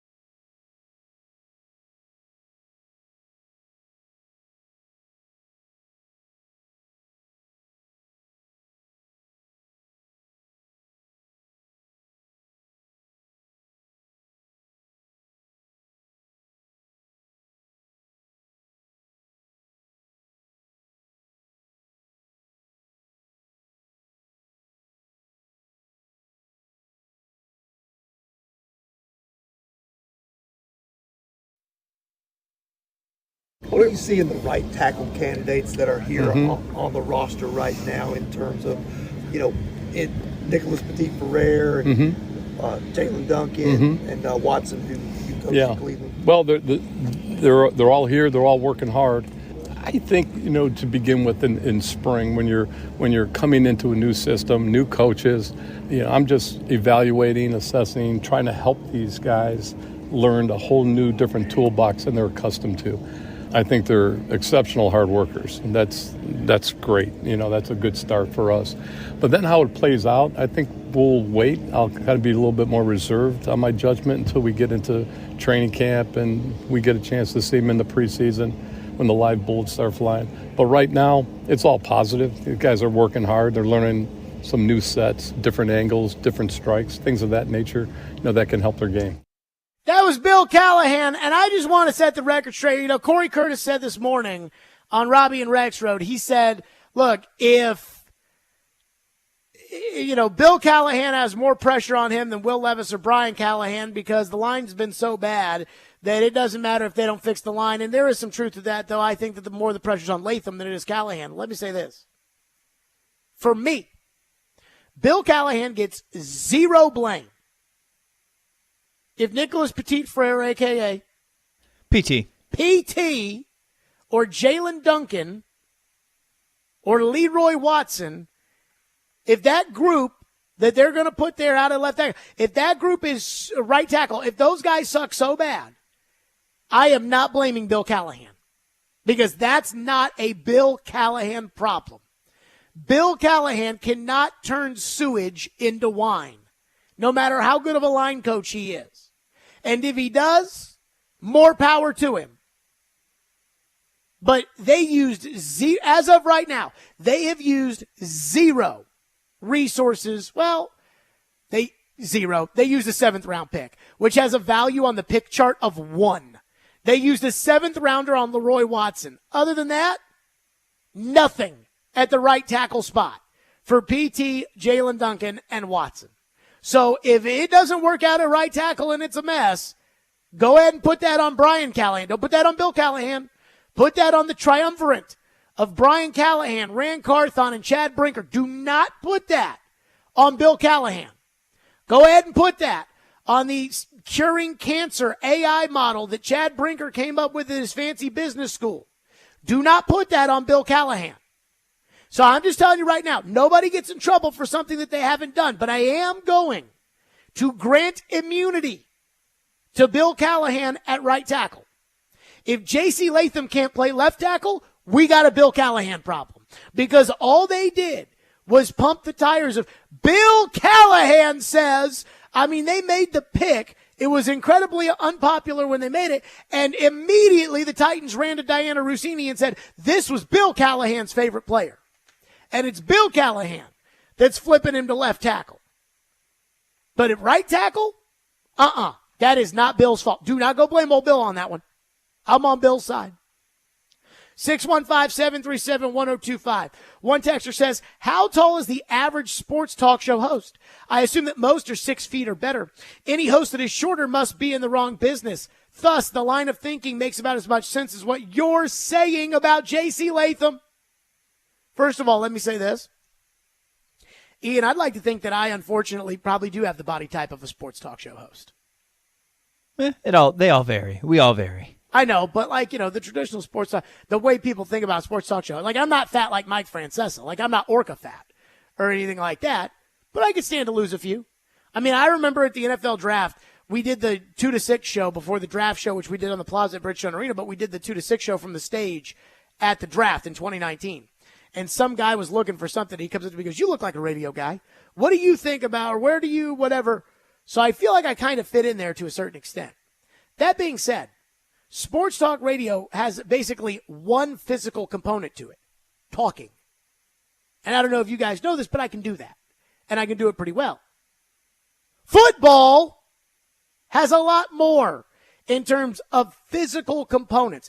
I know you guys can sit here and just want to believe whatever makes you feel better about your team. And again, there is plenty of happy horse crap Titans talk out there. I'm sure Mike Keith and Dave McGinnis, both good men who I like a lot, But you listen to their podcast, and I promise you, they're not talking about J.C. Latham being 40 pounds bigger than the average Bill Callahan converted left tackle. But in football, those things matter. I mean, I remember when Floyd talked about Corey Davis maybe needing to lose weight. If you've ever been around Corey Davis is so skinny. But again, he's like, I think he needs to lose a little bit of weight so that he can get a little bit faster and get off that jump. That's football. Like, I'm sorry, it's not personal, but it's reality. That's why we weigh these guys. That's why we measure their hands and their fingertips and their shoulders. That's why we do this stuff. One texter says Taylor Lewan was a top 10 pick. They did not draft him to sit. One, they did draft him to sit. And two, Taylor Lewan was not a top 10 pick. Joe's defending Diana Rossini again. Yeah, I've heard their theory on that Diana knew that before the draft, and there's information that they don't share about the picks until it comes out after. That was their theory. All I can take your report at is when you reported it. And when the Titans made the pick, Diana was like, Bill Callahan loves this pick. And I interpreted that as, I know Titan fans are freaking out, but just trust us because Bill Callahan said it, and so you won't trust us if anybody else said it, but if Bill Callahan says it, you'll all eat it up. You don't think Diana had that nugget and just didn't share? I mean, I think Diana gets a lot of nuggets from the Titans. I just don't know which ones are true or not. I don't think Diana lied about the Vrabel, ready, steady Vrabel. I don't think she lied about that, but I mean, she was wrong. I think the Titans feed Diana a bunch of bull crap. I don't know what's true and what's not. I was the one that accurately guessed what wasn't true, for whatever that is. One texter says, I still wouldn't blame Bill Callahan if J.C. Latham can't play left tackle because that's Rand's fault for not taking his pick and deferring to somebody else again. I do wonder, and they'll never tell you, I do wonder, what Rand actually thought of the players. For whatever that's, did Rand think that Alt and Latham were the same? Or did they just say, okay, Bill, you tell us what to do at offensive line? Which, generally speaking, I would not be in favor of, but knowing the individuals in this case, I am. But I don't know. One texter says, I don't agree that the pressure is on Bill. I don't agree the pressure is on Bill and not Latham, as he can play right tackle and will be good at right tackle or guard. The offensive line has to be real good and not just okay if Will Levis has a chance to be good. And that is up to Bill. There will be a huge transition for an all-new offensive line never playing together, and it might be impossible, especially quickly enough. Amen. I agree with a lot of that, but I'm not putting the pressure. I just don't think that there's going to be anything when it comes to Bill Callahan. What's going to happen? The line, okay, so the line's not great this year. They'll just blame last year. They'll say, well, what was he supposed to do? They had to play PT at right tackle because they had no right tackle. And so they won't blame Bill Callahan for that. And then if they're bad a second year in a row, then Brian Callahan's the one who gets in trouble. Brian's not going to fire Bill. So, to me, Bill Callahan, when Corey's there's more pressure on Bill Callahan, Bill's had the pressure. The days of Bill Callahan facing the heat, he was the head coach at Nebraska. And I know we don't care about Nebraska, but they in Nebraska care deeply about Nebraska football. So Bill's had the pressure. To me, if it doesn't work, I think Bill's just okay, then we'll just do something else. Bill's not reading Twitter, so he doesn't care. But the owner, I think, probably is. Philip says, Jared, you're wrong about this. The only reason Latham is expected to play left tackle is because the Titans brass is so vehemently stating that he is the left tackle. That's why he was drafted to play by Bill Callahan and Rand Carthon. While he will take the heat, it won't be as bad as Callahan and Carthon if it doesn't work for Latham at left tackle. Let me ask you this. Who's taking the heat on Skoronski? Was it Carthon? Because you guys are ready to have a parade. You and Booger McFarland, you guys are ready to give him an award for this offseason, and don't even mention the fact that they took a freaking guard at 11. In fact, whenever we talk about the fact that they took a freaking guard at 11 and the guard might not be any good, all anybody does is talk about how, well, Jared just says guard funny all the time. No, like, I say it because it was stupid. But nobody gets mad at him for that. And if anybody gets mad about it, see, most people, when it comes to Skronsky, they're like, oh, well, he'll be good. But if they don't have that opinion, then they just blame Vrabel. They don't blame Rand. So if Latham is not good, the blame will be on Latham. It won't be on Bill Callahan. And it won't be on Rand Carthon. And it won't be on Brian Callahan. It'll be on Latham. And the angst will be at Latham. 615-737-1025. Ian, I'm glad Joe's listening. I hope he's still listening. Texting us a little bit about it. I'm glad he's still listening because you've seen the grid and you've heard the cuts. And while this next segment is for everybody, would you agree with me that this next segment is really for Joe? Yeah, probably so. Okay, that's next. Stillman and Company, 102.5, 106.3 The Game.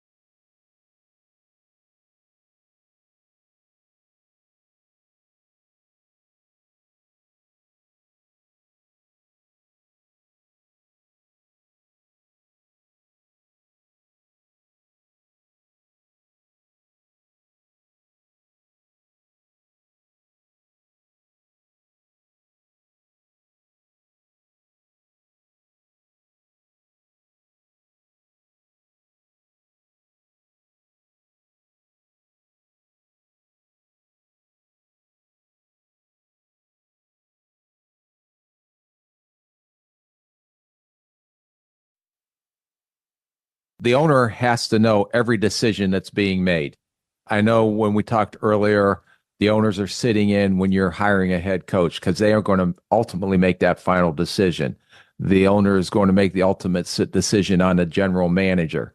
They are the ones that have to sign off on everything. So when we go into free agency, okay, there is a budget and they will say, this is your X amount of money that you can spend in free agency or on players in general. Okay. So it's not like just everybody thinks it's like checks going out the door, which there's a lot of money going out the door, but you have to account for that. So if I'm going to go out and sign a Kirk Cousins for $100 million in guaranteed money and 180 over the next 4 years, I'm not doing that without ownership approval. A lot of times they will not sit through the process, but they want to know the reason why. That was Rick Spielman, former NFL general manager, last week on Sirius XM NFL Radio. And I was listening to that because on Saturday I was on Sirius, and Stephen Jones, who's Jerry's son and kind of the second in command of Dallas, went on Mad Dog Sports Radio, the channel I'm on, with Adam Shine, and he said that the reason why the Cowboys didn't sign Derrick Henry, he was asked straight up about Derrick Henry, and he said nobody wants to admit it, but it's the cap. We couldn't sign him because of the cap.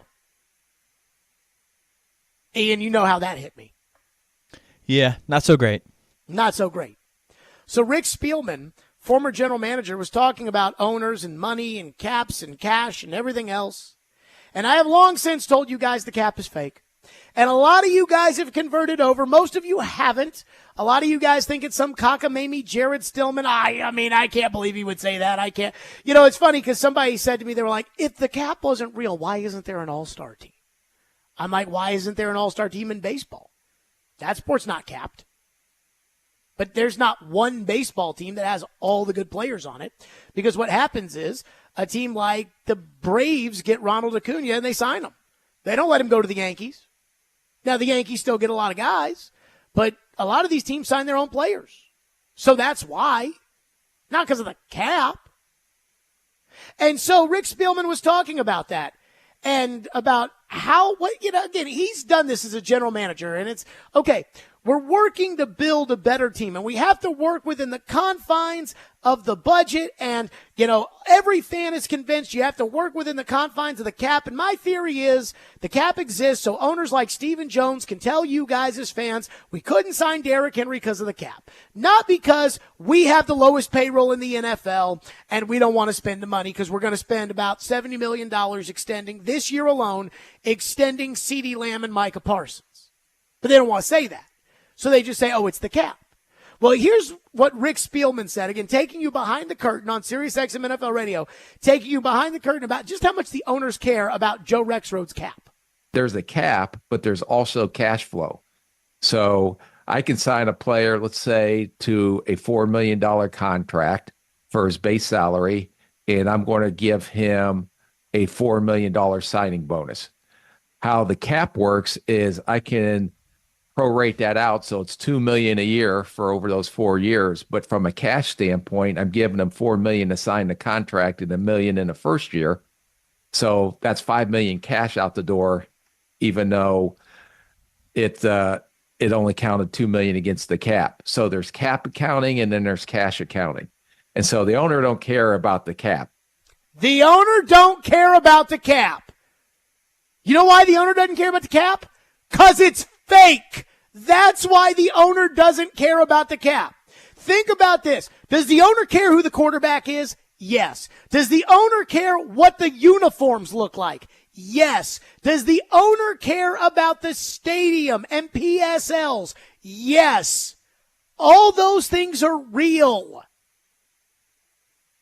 Does the owner care about how much money they make in concessions? Yes. Does the owner care about what kind of travel accommodations they have? Yes, because they're paying for it. The owner cares about everything. The only thing the owner doesn't care about? The cap. Why? Because it's fake. Let's give these tickets away. Be caller 5 right now at 615-737-1025. You want a pair of tickets to see Billy Currington at Ascend Amphitheater on May 18th. That is a real concert. Real tickets. Unlike the fake cap. Good luck. The Commodore Hour. Big win for Vandy baseball yesterday. The Commodore Hour's next.